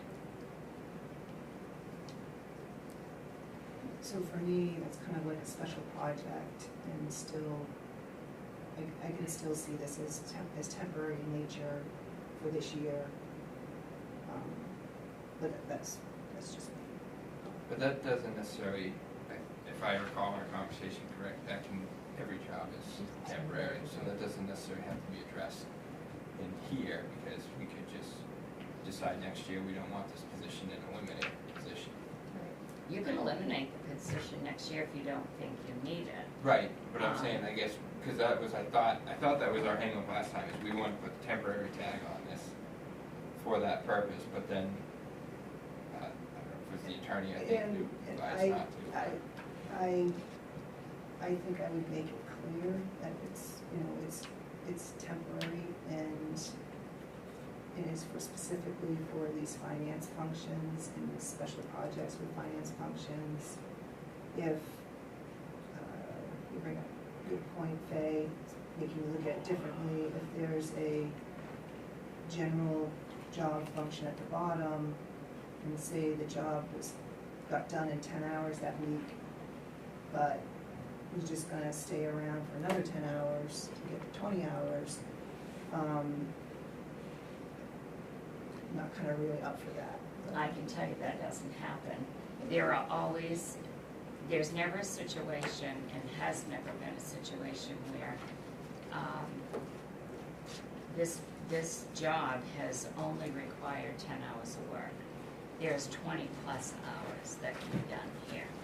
So my recommendation, based on the assessment, I said this, I can't remember when I said it, but in assessing everything since I've been here, I don't want to see us fall behind on the work that's been accomplished.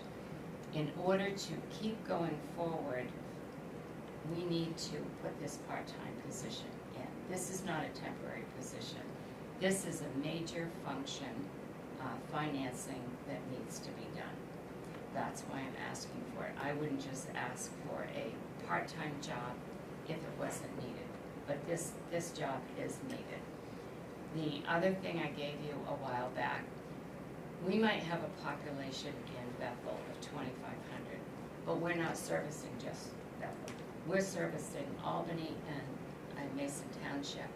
And a while back I gave you, I had the clerks put together from the records the number of people that we serve, register vehicles for, that we serve in the 2 townships.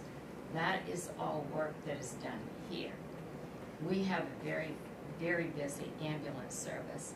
Part of the job that this person is going to do is balancing those accounts for the ambulance service. So in addition to that, with all of the grants that we have with FAA for the airport and for the treatment plant, prior to my coming here, the first few years, those grants didn't exist. So that's a lot of extra work on the finance department.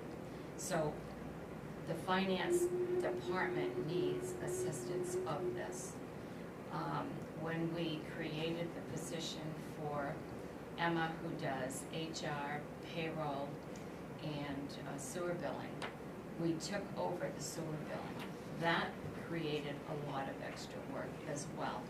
And so the idea was that Emma's position was going to be an assistant to the finance office.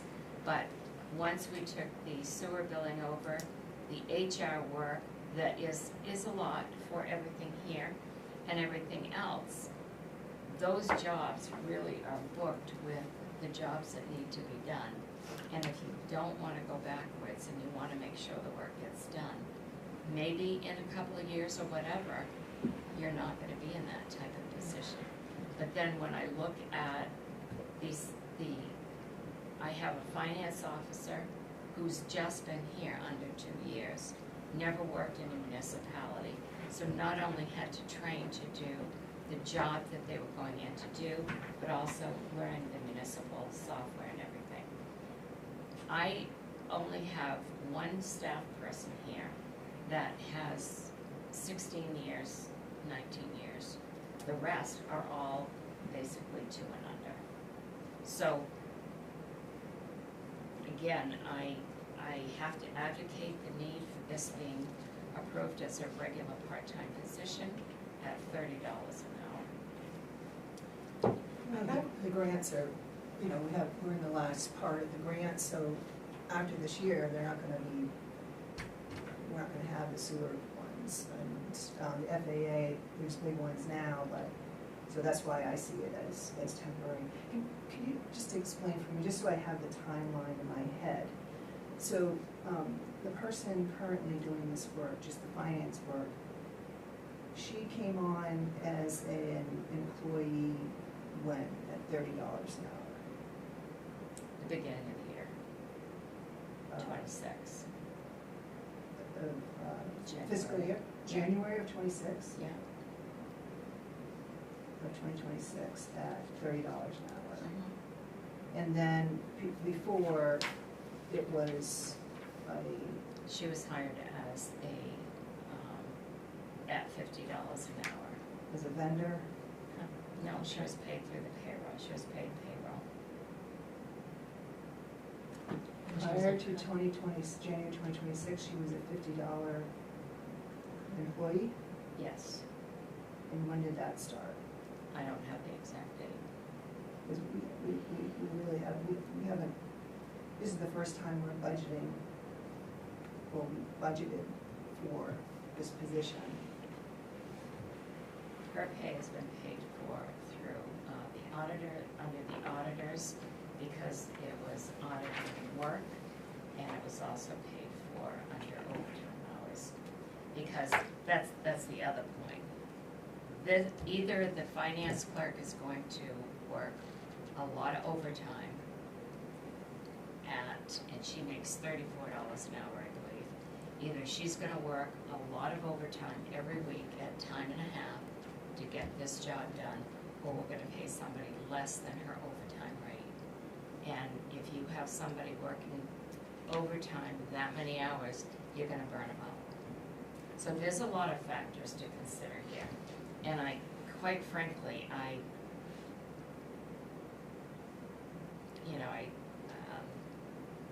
the work's gotta get done. It's financial work. We just finished up one of the USDA grants. We have another one that is not gonna be finalized until the end of this year, and it may even go into the beginning of next year. We still have $1 million Northern Borders grant for the sewer district. That is still there. We are still working on several FAA loans, FAA grants. So I want everyone to understand the amount of work that is done in this office, and requiring overtime and burning people out is not the way to go. Excuse me, Bethel is a very busy town for the size of the town it is. And when I came here, there was not enough staff to do the jobs that needed to be done. And there still isn't, even though we have made some adjustments. I think hearing what you're saying, and I think it's the phase point, that to me just kind of almost says the last one is not even necessary, because it's never, the way I'm hearing it, it's never gonna be an issue. They're going to be doing the finance work they're supposed to be doing, and we're not gonna be paying somebody $30 an hour to, I don't know, count paper clips or whatever, for lack of a better term. I know Well, they're not that's- gonna count. Well, I know, but they're, to do something else is what I'm getting out of it. So I guess for me, I'm like, I'm okay with getting rid of it. If it's managed properly, then it's not gonna hurt to have it in there. It's I guess, ultimately is the thing. But I do agree with, I think, what both were stated as far as we can call this whatever, but I still feel like you can eliminate a position anytime you want to eliminate a position. Mhm. So every position, in my mind, is basically a temporary position. And I do think it's worth us reevaluating it, at least initially on a yearly basis. If we get 2-3 years down the road and we've consistently said we need to continue to have this, then maybe we don't reevaluate it on a yearly position, but that's where I'm at on it, I guess. The good That thing is about, we can- oh, I'm sorry. Sorry, real quick, just the good thing is that we can kind of evaluate this position and the new rec position on the same timeline, and maybe have similar check-ins, similar expectations around like, what are we looking at in terms of like performance when you do reports on like how things are going, understanding how many hours are being tracked. I would almost advocate, something I've done in the past is added a line in the general summary that says something along the lines of like, as a new position, the effectiveness and like need for this position will be evaluated at the end of this year, so that it's really clear. And usually that is done by the manager and or department head of the job. If, I mean, as a manager, where I've been manager before, if there was a job, and I can think of one in particular where I was, that the position was no longer needed, it's my responsibility to make that recommendation and to bring that to the select board to eliminate the position. Eliminating a position or adding a position should come from the department head and or manager and advocate the need for either eliminating it or adding it. So based on that, I would ask that we would put something in here that has that evaluation be brought to us, you know, at a certain time, whether it's at budget time, because, I mean, everybody always has the best intent, but once something's created, it's Right. a heck of a lot harder to get rid of it than it is, you know, to keep it. So I would like to introduce into here, or even in the motion, that this has a review period at some point, whether it's at budget time, Probably should have done that for the rec position or, then too, right? or not. Once we know this time. Well, I wouldn't evaluate this any less than a year. Well, We shouldn't would we do have a it pretty before good, budget? we would have a pretty good idea Before at budget time, and trend of what's Yeah. happening. Yeah. I also ask if the general catch-all essential job function is not eliminated from the job description, I would ask that there be wage allocation, you know, on the time card of how many hours are going to finance and how many hours are going to a clerk position. I think that's important as part of the tracking, trying to understand the development of new positions that we may need. So definitely wage allocation, and Yeah, I actually want to say that with the rec position too, sort of keeping a record of what everybody's doing, just so we have the data to look at later, but I know, and not that we have to look at it a lot, but just somebody has that. at least in the rec, it's the same department. Here, you're going town manager, department, and finance department. So let's Yeah, see right. where that, I'd like to have the wage allocation on that. But I don't think that needs to be written in the job description. Well, if it has department, town manager, and finance director.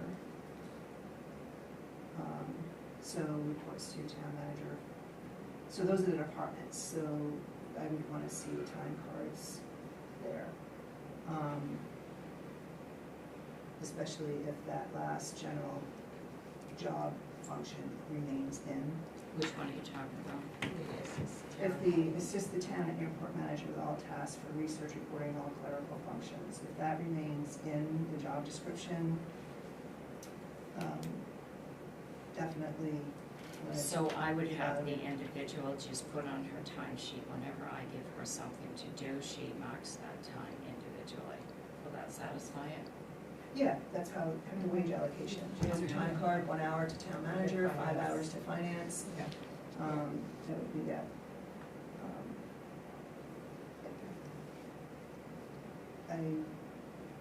So does it need to be in the job description or I just? disagree. I don't think it needs to be, it's not a town job, it's not a job description to tell No, how it a should time be goes. it's a payroll function, and it's a time card of how people allocate their time. But I think you were saying that something in the job description around evaluating the Yeah. effectiveness of the position, I think we're in agreement.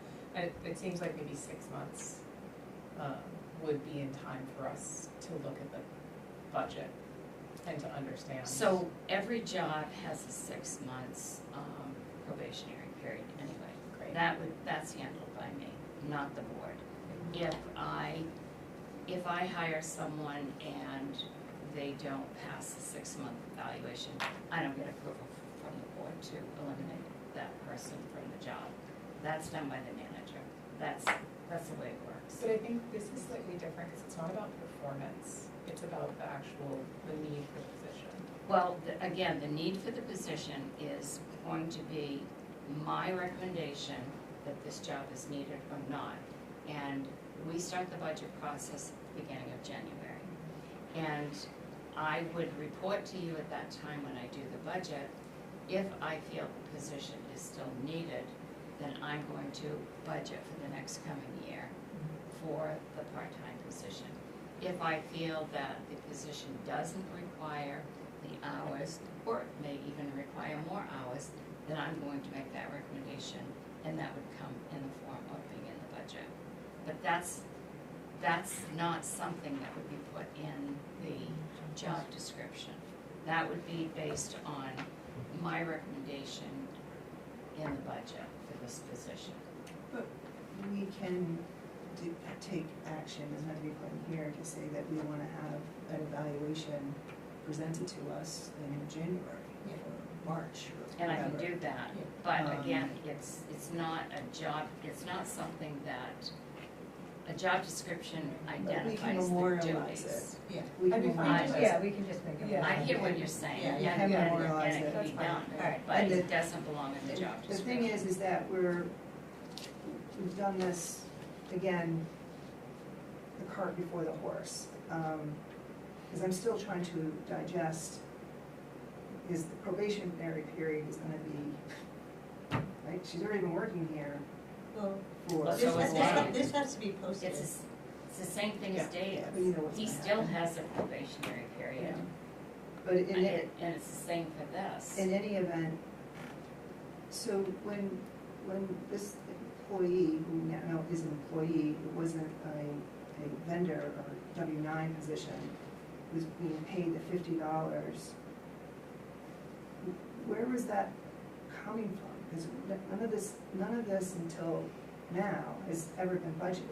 No, and I explained that her wage was paid out of the auditing account line and the overtime account line. I either was going to pay her to do the job, or I was going to pay Stephanie to work overtime, So in the which would have auditing, been around $50 so in an the hour. auditing line, that's a vendor, we also had payroll put into the auditing line. If I pulled out the line item from the budget. When actual. she was working, it was coming out of the auditor's line, yes. And then when she worked she didn't work as a 1099, she worked as a employee for wherever she worked, just like I did when I worked in the other two towns. So it would need to come out of the payroll line item. But it sounds like her $50 an hour as a W-2 employee was Paying coming out out of of overtime, is being now paid out of overtime, not auditing? no, So her $50 employee, W-2 employee, was paid out of overtime hours of finance. yes. So sometime before 2026, and then it was determined in 2026. Since then, this is now, again, a W-2 employee at $30 an hour. And that's coming out of finances overtime hours? Yes, So none of it was actually going into the auditing line? no, So the auditing line is out. So when we get the June 30th report, we probably will see an You may have. overdraft. You're gonna see overdraft in some account lines, yes, but the bottom line is not gonna be overdrawn, which is the amount that is approved at town meeting. And one of the reasons that overtime was increased in the fiscal year 27 budget is because more overtime was needed to be paid because of the overrun in the overtime accounts. We didn't have enough So the money budgeted. did the finance director have overtime hours? Yes. So the overtime line, so we're like double correcting for the overdraft and the overtime line with this position and an increase in that line? What do you mean? So this position came out of the overtime line this past fiscal year, right? Yes. And so that was likely one of the reasons that it ran over.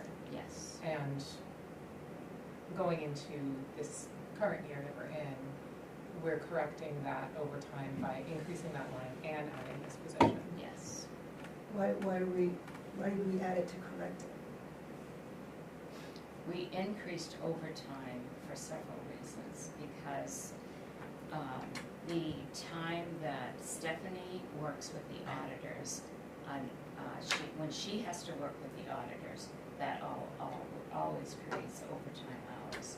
There was not enough money budgeted for her to work overtime hours with the auditors. We also increased overtime for Emma, because Emma has 4 different departments she works under in her job description. So she works planning board hours, so that's overtime for her meeting hours that she's paid for. And she also works, does W-2s and 1099s at the end of the year.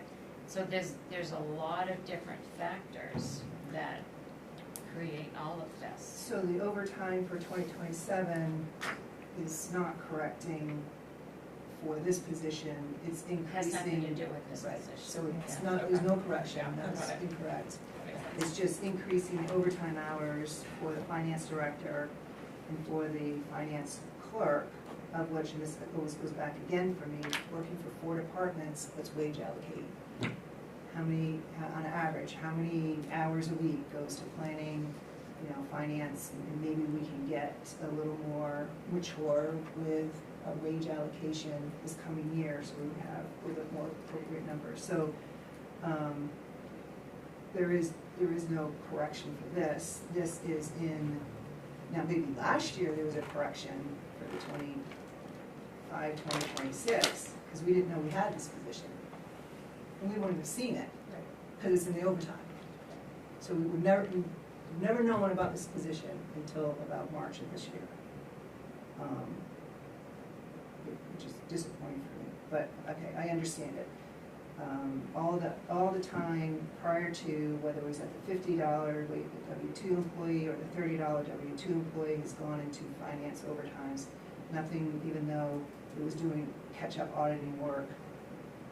So when were the auditors being paid their $125 an hour to do reconciliation? It was part of, what do you mean when they paid it? It was part of the invoice they submitted. So, but if we had this employee here doing it before January of 2025, I don't know what the Yeah, timeframes are on this, Michelle. I can't answer the questions you're asking me right now, so I'm not gonna try to answer them and have them be wrong. When she was hired to do the work that the auditors, when the auditors were doing the work, they submitted a monthly bill or a quarterly bill, however they bill, and that was on their bill. They would bill for the extra hours for whoever they had doing the reconciliation. They submitted an extra bill for that. Then when I hired Sharon, she was paid out of payroll. I don't have the months, the start dates and the months. no, I'm just trying to, it's learning about all this, and part of the argument for this position is that we don't pay, somebody $125 an hour, and it sounded like that this was something new, but it hasn't been new for quite a This while. has been going on since almost as long as since I started, because the work that needed to be done, that there was no one to do the work. And it was created way back in the beginning when we had people that left the position. The position stayed open for several months before the position was filled by the current finance director. So we were in a state where someone left in April of '24. The position wasn't filled until June. So when the new hire came on, she had to catch up from the work that hadn't been done for several months, in addition to learning a new software program to do the financial work she needed to do, and how to do the municipal work. So I really don't know how many times I can try to explain this, and I really feel that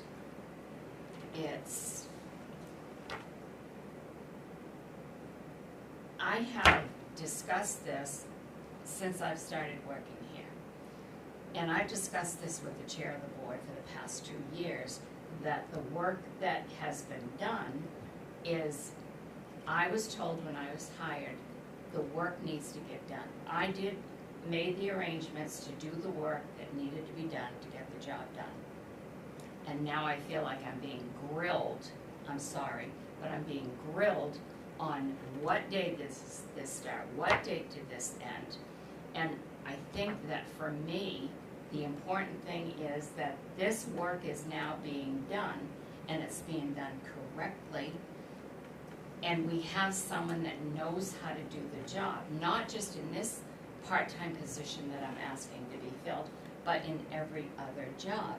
I believe a main reason from my assessment that the work continued to go behind and behind is not because people weren't doing their job. It was because people weren't trained effectively to do their jobs. And that's another thing, when we send people to training to learn how their jobs, they're gone for a whole day. So that takes them away from what they're doing here, but they are at training, learning how to do what they do. And there's just so many factors. Tracy's new. I can't tell you how many hours that she's gone to training. When she goes to training, she's not here doing the work that she has to get done, so then she has to catch up. It's the same cycle. It's a catch-up situation. Yeah, and it's the same way in every town office, but I just want to go back to something you said earlier. I was the chair during those two years, and I was not aware that this was a W-2 employee that was here. I was aware that the auditors had to do a lot of work, and were taking on the work to do some of these reconciliations. And I honestly didn't know until about March of this year that we had a W-2 employee here since before January of 2026. I'm sorry. And if it was all put forward, why did we put it in the overtime hours? Why haven't we been budgeting for this person all along? And I don't think it needs to be debated. And I'm ready to vote, actually. I appreciate all of the clarification. I think just trying to get clear on all of the pieces. There's two very quick things that I just want to touch on here. One is just clarifying, this position will be posted internally, that's the plan, right? Yes, it will be posted at all departments, just like I did the full-time rescue chief, just like I'm going to do the brick department, but position as well. And then the other thing that just is on my mind, just because we just received the rejection for the brownfields grant, I want us to think back to this conversation anytime we have offers like that in the future, because it seems like there's a lot. I'm hearing you, there's a lot that There we're was managing. actually, for that brownfields grant, there was a lot more work involved for both Stephanie and I that Yeah. we didn't even realize that was going to be encountered when we started this, because it really wasn't explained to us what we were going to have to do. So it did take a lot of time. Of course it did. I mean, that was part of my discussion of when you put the manager's time into something like that, then it gets taken away from enough. That's why the select board is the one that decides whether we're gonna do grants or not. Right. That's why, so you can try to evaluate. And that's why evaluate it. this conversation has honestly been very helpful Yeah. for me to understand. Because if I had known we were in that position, there's Yeah. absolutely no way I would have approved going forward with that. And grant. it But was, now we know. when it was On top of explained it, to, the burden was put on Bethel for all Yes. 4 towns. Yes. So that was the other thing. We very quickly went to do something, and I know I was like the stick in the mud when, when I said, we have to have a meeting public vote. And I was enemy number 1 at that meeting. But these are the reasons why there's the public processing, so we can consider all these things. And shame on us if we don't, but. But again, when Rich came here, what they told us they were gonna do and what we had to do was not what ended up.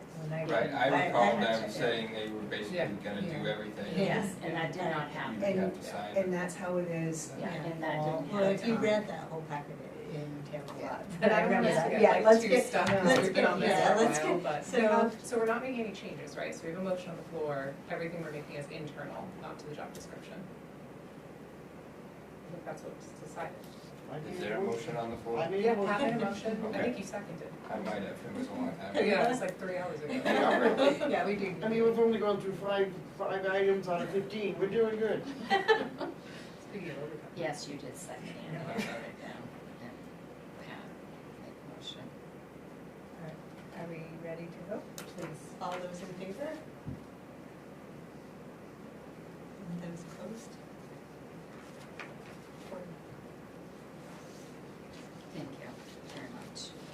And I will follow up regularly. All right.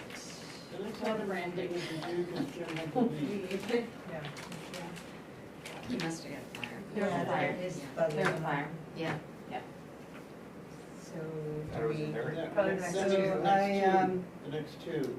Well, So can we do E, G so- first? So E, I'm really looking for a written list, because we have a number of things that are potentially coming up, and we want to see what they're doing. So I will move to table, review, and prioritize list of ordinances being worked on by ORC to the time when they can present the list that they're working on. I'll second that. Any further discussion? All those in favor? I'll put that on the next agenda. More Do we want to do the same? No, we can get more. For Can I ask a question though first? Could we do G because Brandy's here for the planning board? Oh, sorry. Oh, my goodness. Yes. Yes. We'll do that. She'll never come back. All right, so we will move to approve, review and approve the planning board rules of procedure. I will move to reapprove or readopt the planning board's rule of procedures. It's adopted, was approved on November 15, 2023. No changes, so I will reapprove or readopt. Second. Any further discussion? And one piece of discussion for the next time that it's done, policies like the remote participation policies that we already have, it may be helpful to put those like an exhibit.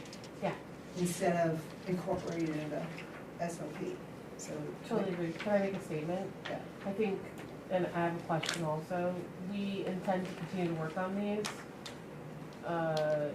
The understanding of the board was that it needs to be reviewed and reapproved by the select board every year.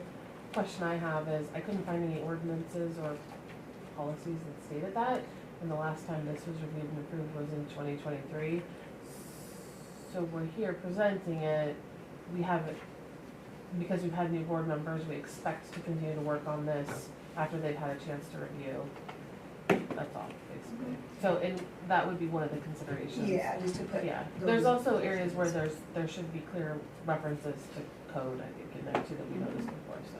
So in the code, I don't believe you're going to find that it has to be done every year. Okay. So I think it's in the committees section, maybe the general committee section, that the select board, maybe even under the planning board, say, that the select board approves the SOP. Okay. I don't think it says it annually. but- Yeah, I didn't think. it Double did, check. yeah. Okay. Yeah, that's what Jim had asked me. That's what I too. found, He yeah. said he was gonna ask that as well. I started that, that's why. Okay, yeah. Yeah. Thank you. Did we vote? No. All those in favor? 5-0, motion passes. Thank you.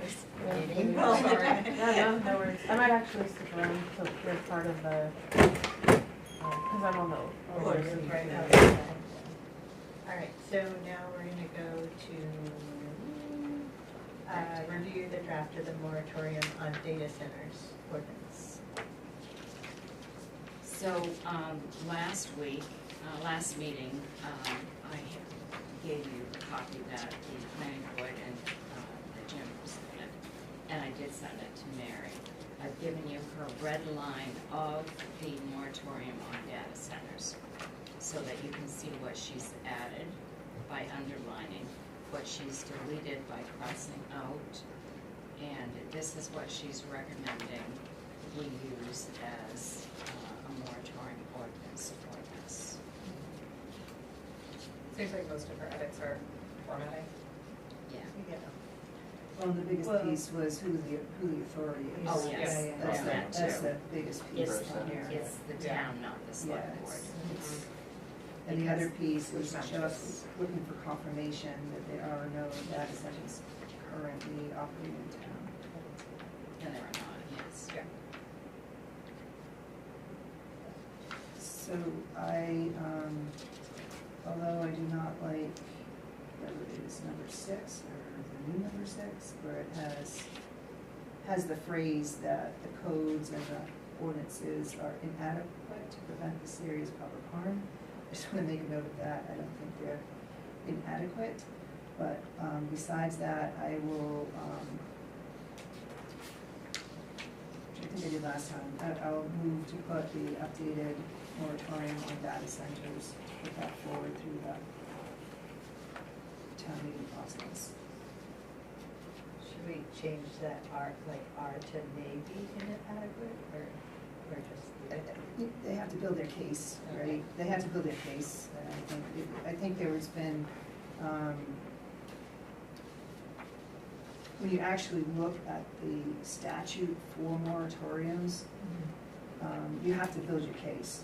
Because you Yeah. can't just go and do this. Yeah. Yeah. You have to have a reason. Right, So- so I was wondering, do we have enough of a reason to do Well, it? when you see this stuff, you do. I think so. Yeah. Yeah, you have to build your case, because you can't just keep doing this, because you can't Right. prevent, purposely preventing people Right. doing things. So do you want, this to go on a special town meeting if there's one before June, or to wait? Because I think what Jim was looking at is having something done prior to the June town meeting. Yeah, absolutely. Yeah, so I would do the vote to put it on a path, and then try to decide what we Okay. We talked about a timeline last time, because we were trying to give the state some time. Right, because the So I think we were talking legislature about won't like go September, until October. January. Yeah. Well, there was a couple of things, I think we talked about after the summer. Right. Do the public hearing processes, and then have a special town meeting in the fall when there's more people around. Another one you can do is, You put could it do as a referendum Yeah. vote, because people are going to vote, and you get a lot of people vote on it, In November, in November. yeah. But then You you have have to to do a have hearing in October. a longer process to get ready for a referendum vote too. Well, 60 days out, right? So we Yeah. would need to be ready by whatever. So you would have to have all of our public hearings done and postings and whatever, and then we put it to the referendum, as long as you have it before 60 days, right? That's what I'm understanding. When you told me 60 days, I'm No, like, I don't know what 60 she days, talking because you about. wanted to know how many days, so when I was Yeah. here, I'd read it, but then I also went and just asked to double check. That So- makes the most sense to me. Yeah. In November. Yeah, Yeah, I mean, I don't think anybody's gonna come and do it if they know that we're already on this path.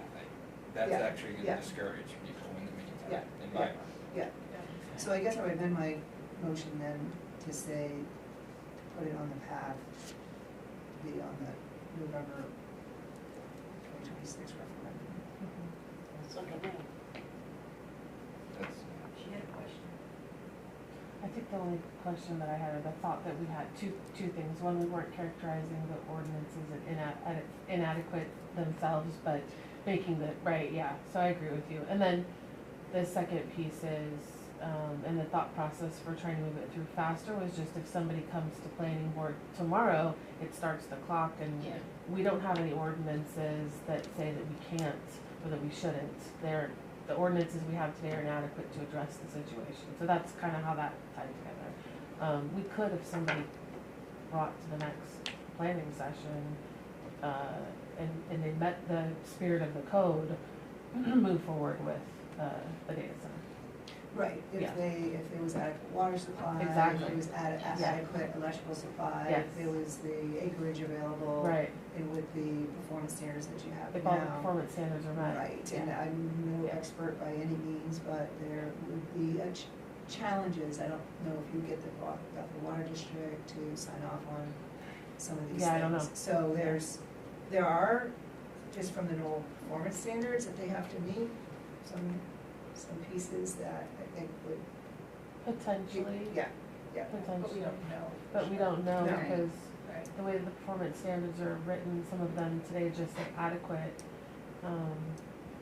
and that's a judgment call, But right? you do have to have authority sign off on it, so fire chief signs off on it, such like that, but again, Yeah, um, not arguing, just, yeah. No, I'm just trying to think out loud Yeah. because of that situation. yeah, exactly, yeah. The other thing just on my mind, is I want us to be conscious of not just, because if a data center went in Newry, that would have an impact on Bethel as well, right? Mhm. We should be conscious of that as, in terms of a region. So I'm wondering if we can just let the towns around us know, this is approved by our lawyer, this is our path forward, and see if they're interested in, if their select boards will have to decide, but we've done some of the legwork. If it's on their referendum vote, I think that would be potentially I think beneficial. there's over a dozen other, counties that have already moved in that direction, so. Yeah. That But was you know- fashioned after, yeah. Any of the towns in Western Maine? Not that I know of, but I haven't checked recently. Everyone was moving pretty fast. Yeah.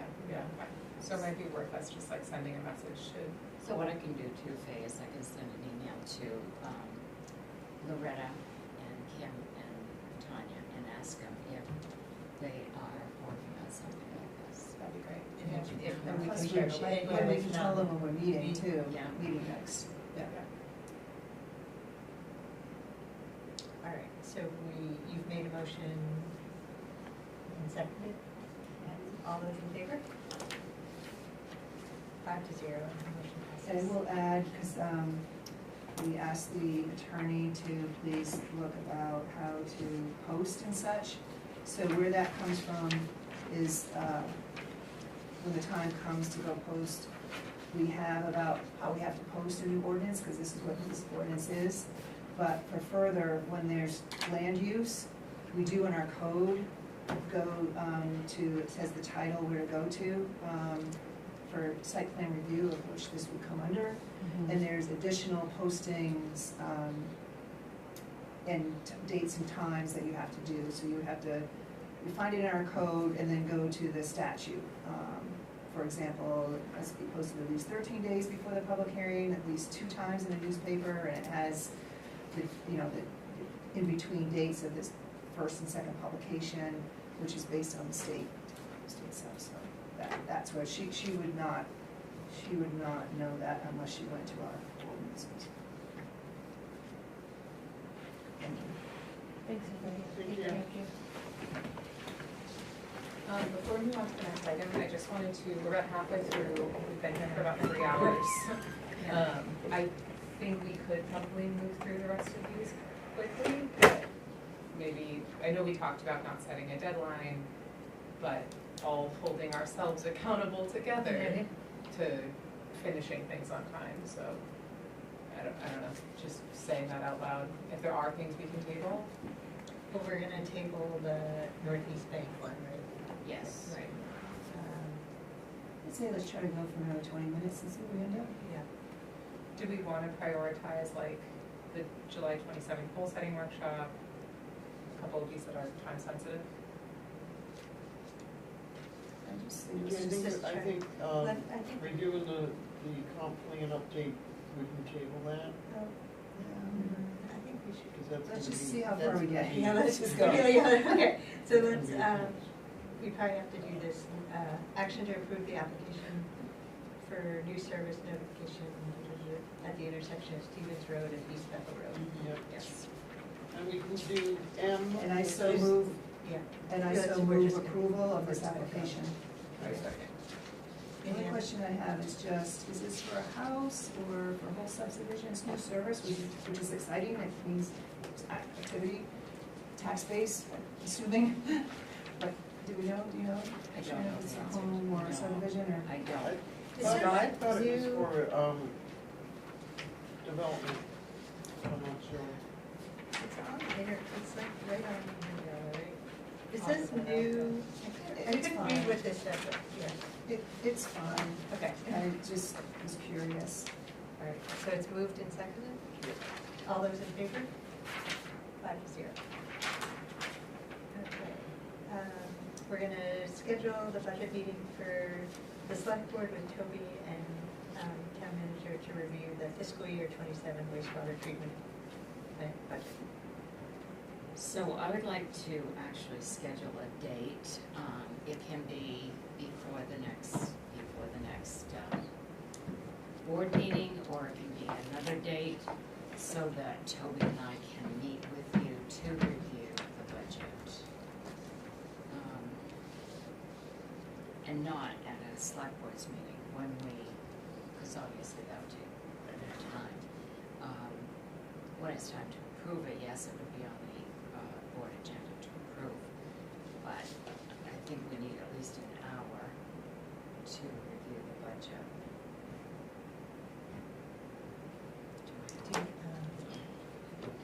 On the 27th, could we do an hour of the treatment plant and an hour of the goal setting? You could, That sounds good. I mean, the time I put on this, it could be an hour and a half. I put, like, we could decide whether we only wanna do an hour and make it 2 meetings, or we can talk about that in a second for the goal setting, because I feel like an hour might, let's go with an hour and then of each and then compromise. So what time was scheduled? We're gonna start We that said at- 6 p.m. I have it as 5:30. Oh, okay. Well, on the I- 27th, right? Yeah, it's Yeah. on my calendar at 5:30. Okay. Yeah, I have a workshop scheduled at Okay. 5:30. All right. So we're gonna do 5:30 to 6:30, and then we'll do the budget 6:30 to 7:30? I'd rather go budget Yeah, 5:30 to we can do that 6:30 and first. the. Either way. Yeah, Okay. first. 6:30 workshop. So what are the two events that day? Just So 5:30 we'll do the wastewater treatment, and discuss the Yeah, budget with Toby and Sharon. And then at 6:30 we'll do the goal setting workshop. okay. Unless we wanna go next Monday for the budget, I mean, we're already into the new year, that's why I'm. Yeah, I know, that's it, yeah. I'm out of town next Monday, but Okay. I'm not You working can next review Monday. Right, Oh, but you're that's a right. So regular one, we don't yeah, have- yeah. Okay. So just leave it as is. Plus Toby is probably not gonna be available next Monday anyway. Just keep it to July 27th. Yeah. so we're on today. Hmm? We're on okay? Oh, yeah. So we're all set. Actually, I'll move, to table the letter of intent for the land purchase from Northeast Bank until our next meeting, August 5th, or whenever the information is available. Okay. I'll second. All those in favor? 5-0, motion passes. So then Kay is just reviewing the draft agenda for the July 27th goal setting workshop. I don't know if you all had a chance to look over it. I just think it'd be great to start the fiscal year with a chance to have all of us think about goals that we want to set and set a positive direction so that we, yeah, feel, I don't know. When I start to feel overwhelmed, I think having a list to look at helps ground me, so, and I definitely think I'm overwhelmed sometimes, so. Are you all okay? Is there anything you want me, anything that you want adjusted or don't want, like, or? I think this sounds great. Okay. Yeah, I think it's a place to start. I mean, like, what type of goal you're asking, like, because we, I mean, is it like a lofty goal? I was thinking, yeah, More big picture. But I also, I was thinking too, I mean, with the comp plan, there's some things that are gonna get covered in that, so I don't. Oh, yeah, I mean, so I our don't- whole life is driven by the budget, so there's projects and stuff there. Yeah. You know, so there's priorities that need to be set with that, and whatever the manager has for goals too. Yeah, I We'll definitely go for that. want Sharon to be Yeah. part of the process. And too. whatever is on the task list to get done, so there's that, but that's helpful to know at a more lofty. Yeah, like Lofty, bigger yeah. things that Yeah. we want to, as this, as this group, want to sort of move forward in this year. The request is to only bring 3 to 5, so Yeah. we might have to like, Yeah, I was, Whittle. yeah, yeah, which I think is a good exercise. yeah. Yeah, so I was gonna It's say, gonna like, have to be more lofty. Right. Yeah. right, and so like if you can, I was just gonna, over the next couple of weeks, like, just write down ideas that pop into my head and then Bring it slow it down. down, and then, yeah, and then we're gonna have to winnow it down further. So this Right. may take more than the hour, but maybe not, if everybody comes here prepared. Well, what will take longer is implementation plan, but Yeah. we can get goals. Right. And you can always, extend it to another meeting. Right. I think we can get goals, because Yeah. the next thing's gonna be the implementation plan. And some of them might not be able to happen until next budget season and all this other stuff. Right. If there's a cost, yes. Unless you wanna start a capital plan or something next month. All right, so we're all set on that one. And then next is reviewing the draft RFP for planning services for the comp plan update. Yeah, I guess I can start. Sarah and I worked on this last week. We used all of the reference material, and also referenced the past strategic plan. Tried to keep it brief but also clear, and also tried to take into account, part of our goal here is that AvCog wouldn't have to submit a whole new proposal, but we could actually use what they've already submitted, so we're not asking them to do much more work. That wasn't our primary goal, but we did take that into account. Anything else you want to say? Yeah, and we did include the à la carte option, and hopefully you saw that, Mike said that was a piece. But I think what we, I mean, I don't know if you all have any comments on what we did, or if it made sense. I've read it a few times now, and I feel like that it hits, I feel like it hits pretty well what we would be looking for. I just have just a couple of quick things. I did the à la carte, which I know is what we were trying to, and I even mentioned it. I think you might need to explicitly say it in the rate and proposed fee structure, because it doesn't really say that we want the rate and proposed fee structure in an à la carte manner. So I would just, I'm not sure how to wordsmith it, but on the proposal submission requirements, interested parties must submit, and it has the scope of work, description to. But it does say to provide à la carte options.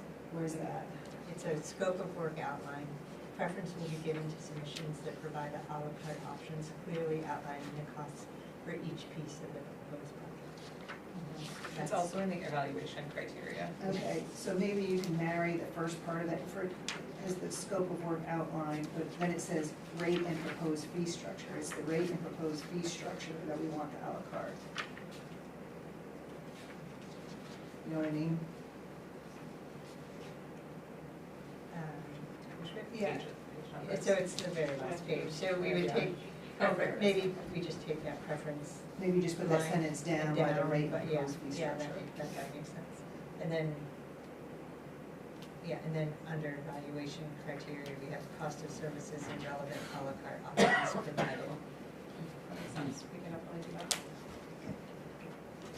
that. So I guess the question is now, dates, because if we could get this out, well, unless there are other things, Michelle, sorry. I just had a couple other things. Under deliverables, it says draft a final. We want them to produce a final. Under plan sections, I think regionalization or regionalism or something. Does that- Yeah, I used the plan sections that were outlined by AdHoc. So that's probably fine, because I think there's a regional element to each of the plan Yeah. sections, but I just knew that that was important And to we us. included that in G, just above it, contemporary planning issues. The final bullet there is regional coordination. Okay, that's fine. And then, under the scope of services, F, regulatory compliance, says ensure the plan complies, and I would say prepare and submit the plan to comply with these pieces. So we want them to actually do it. Ensure, yeah, that makes sense. Ensure the plan, so prepare and submit.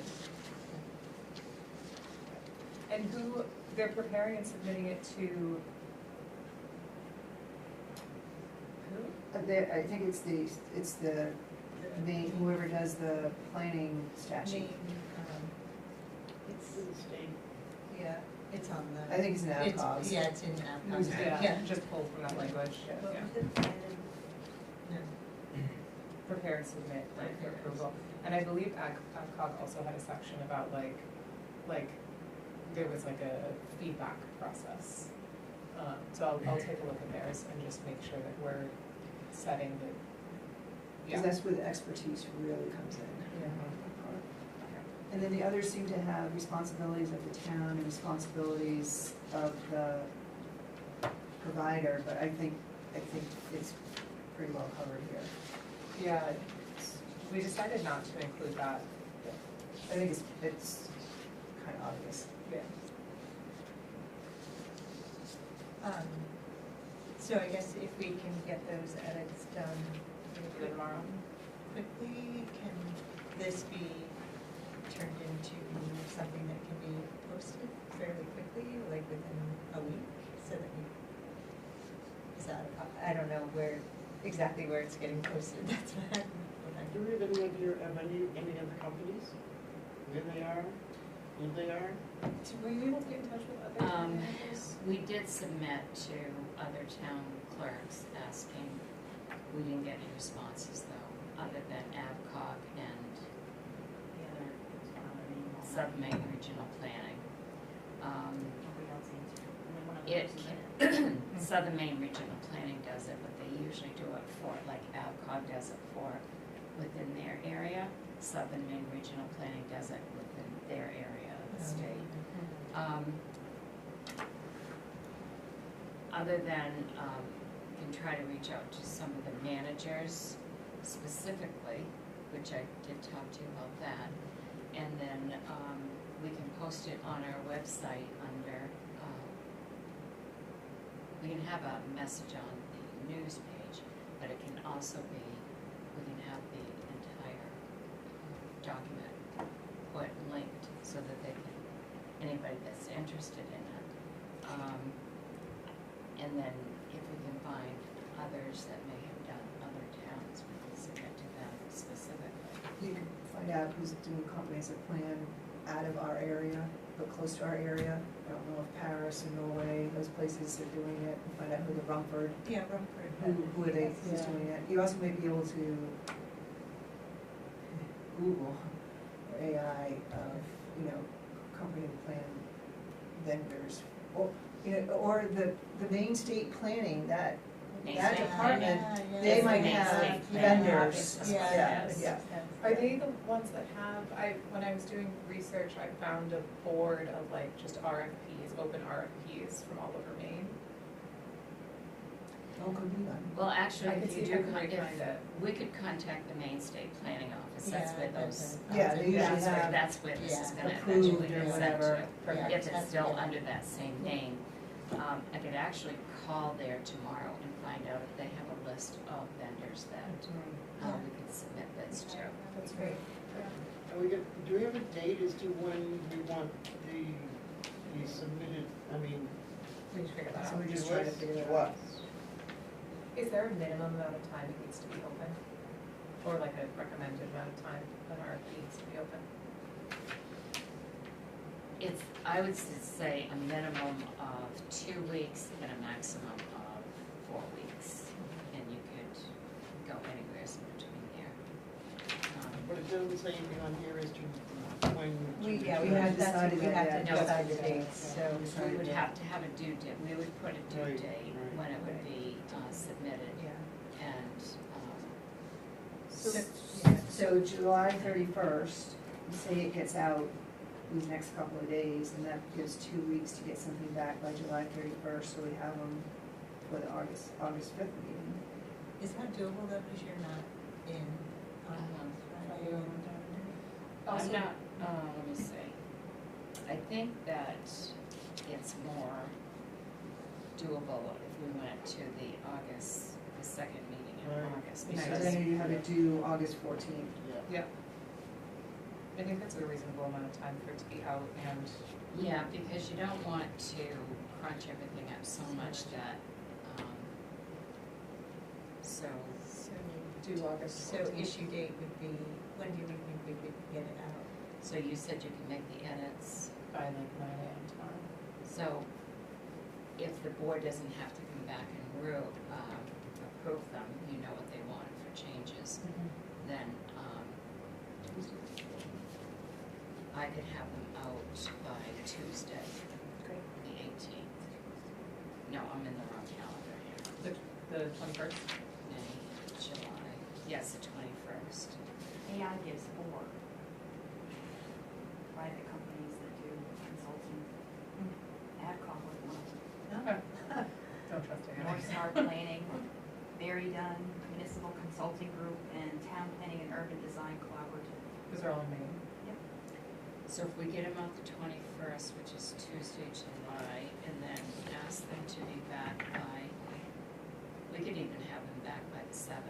Yeah, but we can't act on them. No, not until, Right, so we might as well give them. but is that gonna give you enough time Or- to, Well, is that gonna give you enough time if they come back on the if we hand 14th? out maybe the day before, have it the day before by end of day, so they can be 13th. copied and sent to us. 13th? What day, is that a Monday? No, it's on Thursday. Thursday. Well, they would have 3 weeks to do this. They'd have the week of the 21st, the week of the 28th, and the week of August 4th. And if you had them back in by the 7th, then I could make copies for everybody.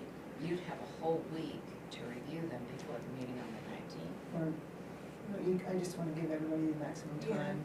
Give the, Yeah, I'm give not the- expecting to get a ton. I Yeah. think I would rather give them more More time. time. And then Okay. our packets come out on the Friday before, so. Yeah. So how about August 12th then? To have them due back instead of the 14th. August 12th, Wednesday. Wednesday. So then, on the last page, you'll just put your contact, or, they can Yeah. actually fill in everything. I can fill in your actually, contact so- information on that Yes. final page. It would be good, if they could email everything. Because that would be best, that way I can always forward the emails as well. Yeah. And also give you a hard copy. Do you want me to just say, submit as an email to your email And my address? email address, yes. Yeah. And what about asking for any References. references? That is on there. It's on there, it asks for two Two relevant Yeah. references or samples of past work. Where? Um, Oh, okay, up the top, I see. Yeah, it's Okay. kind of I was- split, I but, was looking under the, okay, yeah. one place. And then can we also communicate directly to AdCog and just let them know that we don't expect them to submit anything else? Yes, I'll call Erica. Okay. And if you can also communicate to her that this is not in Yeah. any No, way. Does I she have a know? good relationship. Okay. I haven't talked to her Okay, about I was this. just so I she have a good knows what she's relationship doing. with her, I've worked with her for, prior to here too, so she'll be fine, Okay, yeah, and just know that we respect her work. yes. It's just the fact that business, Yeah. but she put a number out there, and that's what everybody has, so somebody may undercut it, knowing that it's 35, and that's the whole That's part of the problem with this. Well, that's what I'm saying, that's the Yeah. problem, Yeah. that's the problem with this, so I just wanted to let people know that even though she may not have a problem with it, AVCOG may have a problem with it Yeah, at they some may. point. So that's just, I just bring that up, I Yeah, don't need totally. to act, but it's just So we don't have to take awareness. that she, we don't have to take. But I the- mean, Yeah. And we don't have to take the lowest, it's Right. all done that No, we way, don't. it's just fairness. Right. That's why you have a bid process, it's Right. fairness, that people, and you can do it different ways, but people get it at the same time, Yeah. and they do it, and they're done. But now there's a benchmark, and that's just for awareness, that's all. as long as we don't give out what we've been given by AVCOG. Right. Except the whole world knows. Well, they know the price, but they haven't seen the bid. And if So, they do yes, want to that's- submit something else, they can, Mhm. but Yeah, if they do. we'll want to consider do their Yeah. proposals. And then I would also ask if you could, just send a note to the members of the committee Yes. to let That's them great. know that we do have an RFP in motion. We hope to act on it on August 19th, and then at some point following would be the, because we don't know how long that will be, but just something to Yeah, let them keep me know informed. it's gonna be later, perhaps in September. We have a note from Beth that's asking. Yeah. Yeah, she's asking the schedule Yeah, and so that, it's so, fair to let everybody know. and what I'll do is I'll send an email out to, members of, that are committee members, and just tell them what we just did tonight. Could And we they'll make probably sure? wanna see the RFP also, so. They can come in, they can ask for it. Yeah, they can find, you can just let them know they can find it. Well, on the I'll website. tell them that it's on the website. Yeah, you have to ask, Yeah. yeah. And, Okay, we only have a Oh, couple more can we things just, to get can through. we make sure Sue Madway's right email is on, because I think she asked me too about when we were doing it, but sent twice now, she hasn't gotten the contribution, Her email address has been corrected. yeah, but she didn't get the second one. Yeah, so she didn't get the second one. So, just so, there were two emails, and she didn't get the second one either, so Sue just Radway. make sure, yeah, it gets. Do we need to make any motion on that? No. I don't think so. Did we? Oh, did we do one? I Do we think want we a should. motion to approve the I- RFP? I approve the, I motion to We don't have approve. to. No, we didn't approve it, but Oh, yes, we we I did. motion to- Yeah. I motion to approve the RFP for planning services for the comp plan update with the amendments. Yep. And we're gonna put it out with, request date returning of August 12th, 2026. I'll second. All those in favor? 5-0. And thanks, Faye, Thank you for for your- like, yeah, for getting Yeah, that. yeah, too. Like you, Your like. service. No, I like doing that kind of stuff, I feel like that's where we make progress. Okay, and I then am, we Yes. are doing, action on the Maine Historic Preservation Commission to nominate 721 West Bethel Road property for the National Register of Historic Places. I move to send a letter of support from the select board to the Maine Historical Preservation Committee for the Pleasant Valley Commons nomination. I would ask that the manager please compose and send on the board's behalf with a copy put in the board packet at the next meeting. Second. All those in favor? 5-0, and the I motion have, passes. I have a question. Oh, thanks, sorry. I'm concerned about the fact that they did renovations and did someone from the Historical Society approve those renovations? Because they're pretty stickler about. From this historical society? I know they've No, held. not necessarily this, but the, Maine Historic. yeah. I think that's what the Yeah, like, process yeah, will it's determine. like they'll come and determine whether it meets Their the renovations. criteria. Yes, Oh, they'll, okay. they, Yeah, it's Okay. not an automatic, No, they're okay. being, they're They're being not. considered. Okay, Yeah. okay. thought- Yeah, I was wondering that too, I looked Well, at they're it as I being drove by nominated to them. be put on the register. Right, but, on the historic, on the If it's, register. that they have to be so if they, voted. if they're not approved, then they don't go on. Right, Right. and then on the register. Now, I don't know what construction or improvements with regards to the state historic register means. But if they do any alterations, they need to come back and have their site plan amended by the They've already town. done what they're gonna do, as far as I know. So it would be with their site plan amendment. I don't know that they did that. Well, that would be a question for the Yeah, manager for yeah. the planning board then, I guess. Okay, Yeah. I'm just, that's my only concern, is that, you know, they're pretty strict on things like that when it comes to historical sites, so. But it hasn't, it's being nominated, right? It's not. Yeah, it says if the It's property just, is then they're determined gonna do it eligible on, for listing, so they'll do. you can look up who's on the register. This building is on the register, I'm wondering right now. Yeah, it is. And they're being nominated, and I think they're up, I thought I saw somewhere, July 24th, their Yeah. nominations to be considered, 23rd or something. Okay, moving right along. All right, and then we need to nominate candidates for the Maine Municipal Association Executive Committee.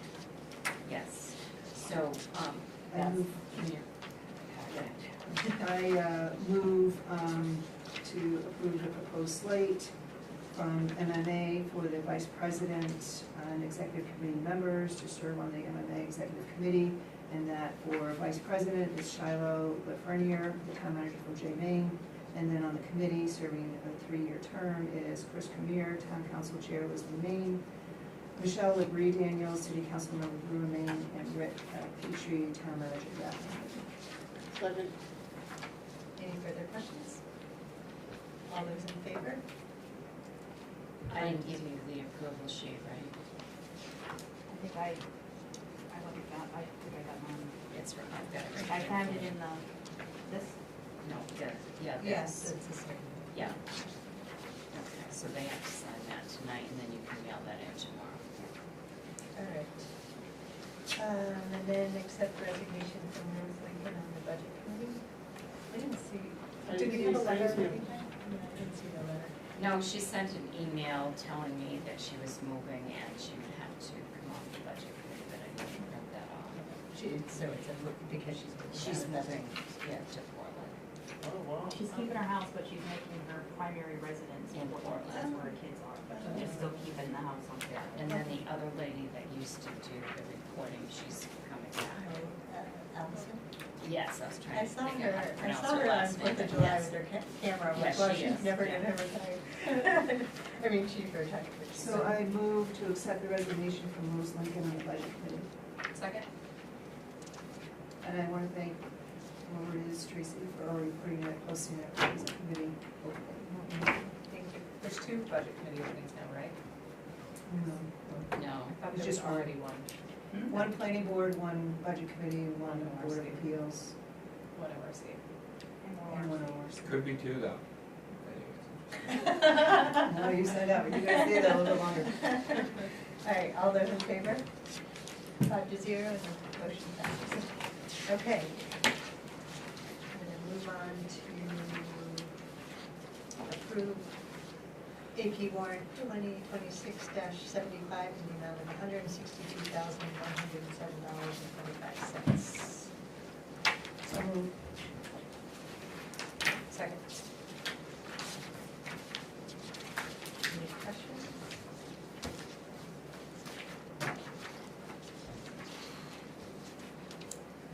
All those in favor? All right, now I have to find the other ones there.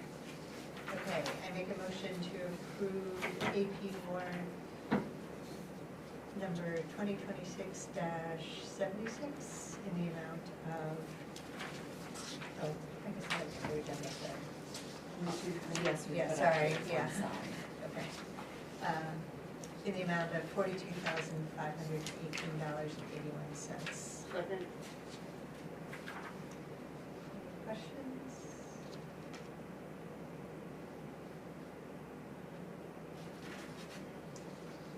All those in favor?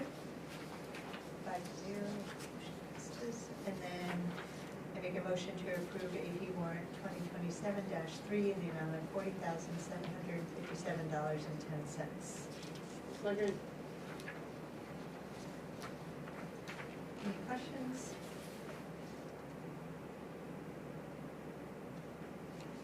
All those in favor? And the motion passes. I just had a general question. Sharon, can you just run me through the process? Like, when are these available? So we obviously almost every meeting have a blank and need to be caught up. So what's the process? Blank. So what, they get processed on a Wednesday or a Friday or what? No, there's no particular day that they get processed. So she starts working on, the first one, and as invoices come in, then once she finishes one, and depending on what the due dates are. So if something has to be paid before the next board meeting, then she will do an additional agenda like now, an additional warrant like now, so that we don't have service fees. So it's not like every Friday stuff gets done? No, it's on an ongoing basis, and, what was the other thing I was just gonna say about that too?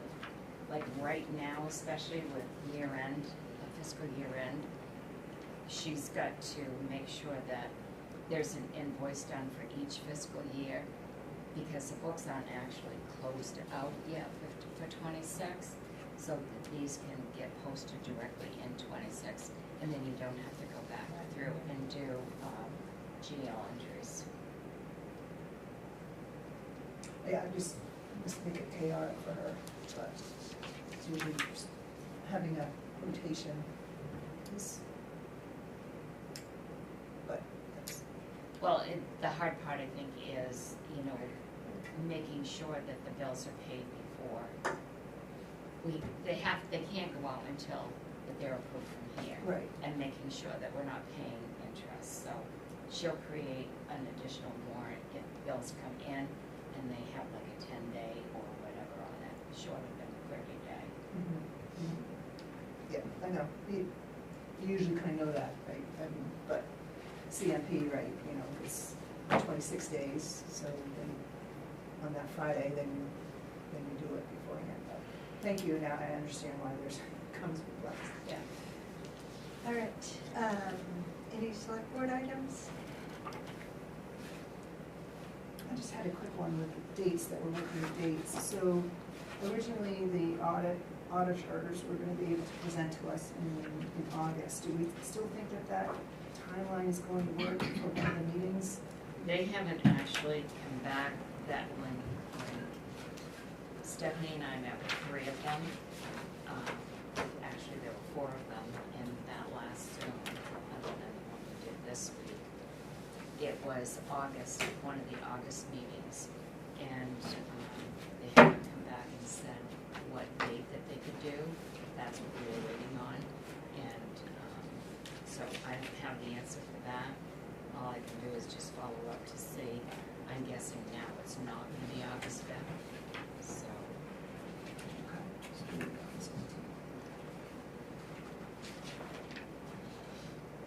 Okay.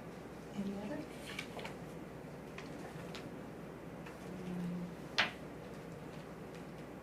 Just for something in September, just to get a status of the performance guarantees that we had up from last summer. I only recall 2, but in one I think is still in motion because I think it was the condos. But if we could just get an update if any of those are closed out. I think there was a subdivision one.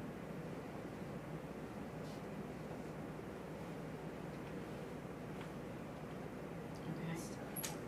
And any update in regards to the airport when the RFQ piece is gonna be ready for us or any of that? No, we're meeting on the 12th to go over the list of questions that we're going to be asking the 2 companies that we're going to be scheduling interviews with. So that list we will be reviewing that on the 12th, and then from there we'll be scheduling the interview dates. once that's done, and then the recommendation is that it will come from the select board. So I wouldn't anticipate until at least maybe the end of September. So it's taking a little longer than they thought. Yeah. Thanks. I have a question as far as the rec department using the citizen, is that permanent, part-time, or negotiable? I probably would say negotiable. Because last we talked, we were gonna have an architect or somebody come in and tell us what we could do with it.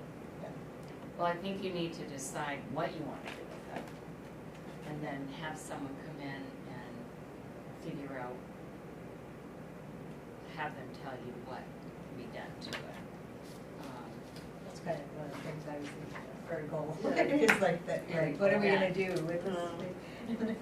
Yeah. And the BISB. Right, exactly, those two. Because actually, we have talked about goals. And buy in the conference center. Yeah, and that was one of them too. I mean, we did do, a while back, we did talk about several goals that we wanted to look at. The conference center was one, the Ethel Bisbee property, what to do with that. I do have a list someplace on that of all of the different things that we could talk about. What to do with using back here. And it just made sense. We had to get them out from all of the storage that's on the next floor up. So once we got the room out back cleaned out, it just made more sense for them to, especially with baseball season, that's the majority of the equipment up there, is to not put it back up there once it was taken down. I was kind of concerned when he said there might be room for a desk in there. I mean, that's a big space. Well, there is room. There were 3 desks in there Right. actually, Yeah. and I think there's still Well, there might was be. more than 3 originally. There was 1, 2, 3, 4, at least 5 in there at one Oh, point. well- At least 5. So we have here, we took what, 1, 2, we took 3 from there and brought here. And I'm thinking is there still there might still be another one in there, I don't know. Because the But- editor used to be in there, and there was a There's big. one desk in Yeah. here now and one black table. That's what I But thought. the black table's in here now, so just one wooden desk, and it used to be the one that was in here. That was in here, yeah. And there actually is one still upstairs that could also be brought back, out back there too. I mean, when he said there might be room, I'm going, what? No, there's plenty of room for, So, but I we mean, can, went we through can get that. them a desk. Yeah. I mean, even the front office, that's an office. Well, that is where the intent was to have their desk area, was right there where you come Yeah, in. yeah. All right. Okay, I make a motion, Yeah, no, that's our I make a motion that we adjourn. Second? All those in favor?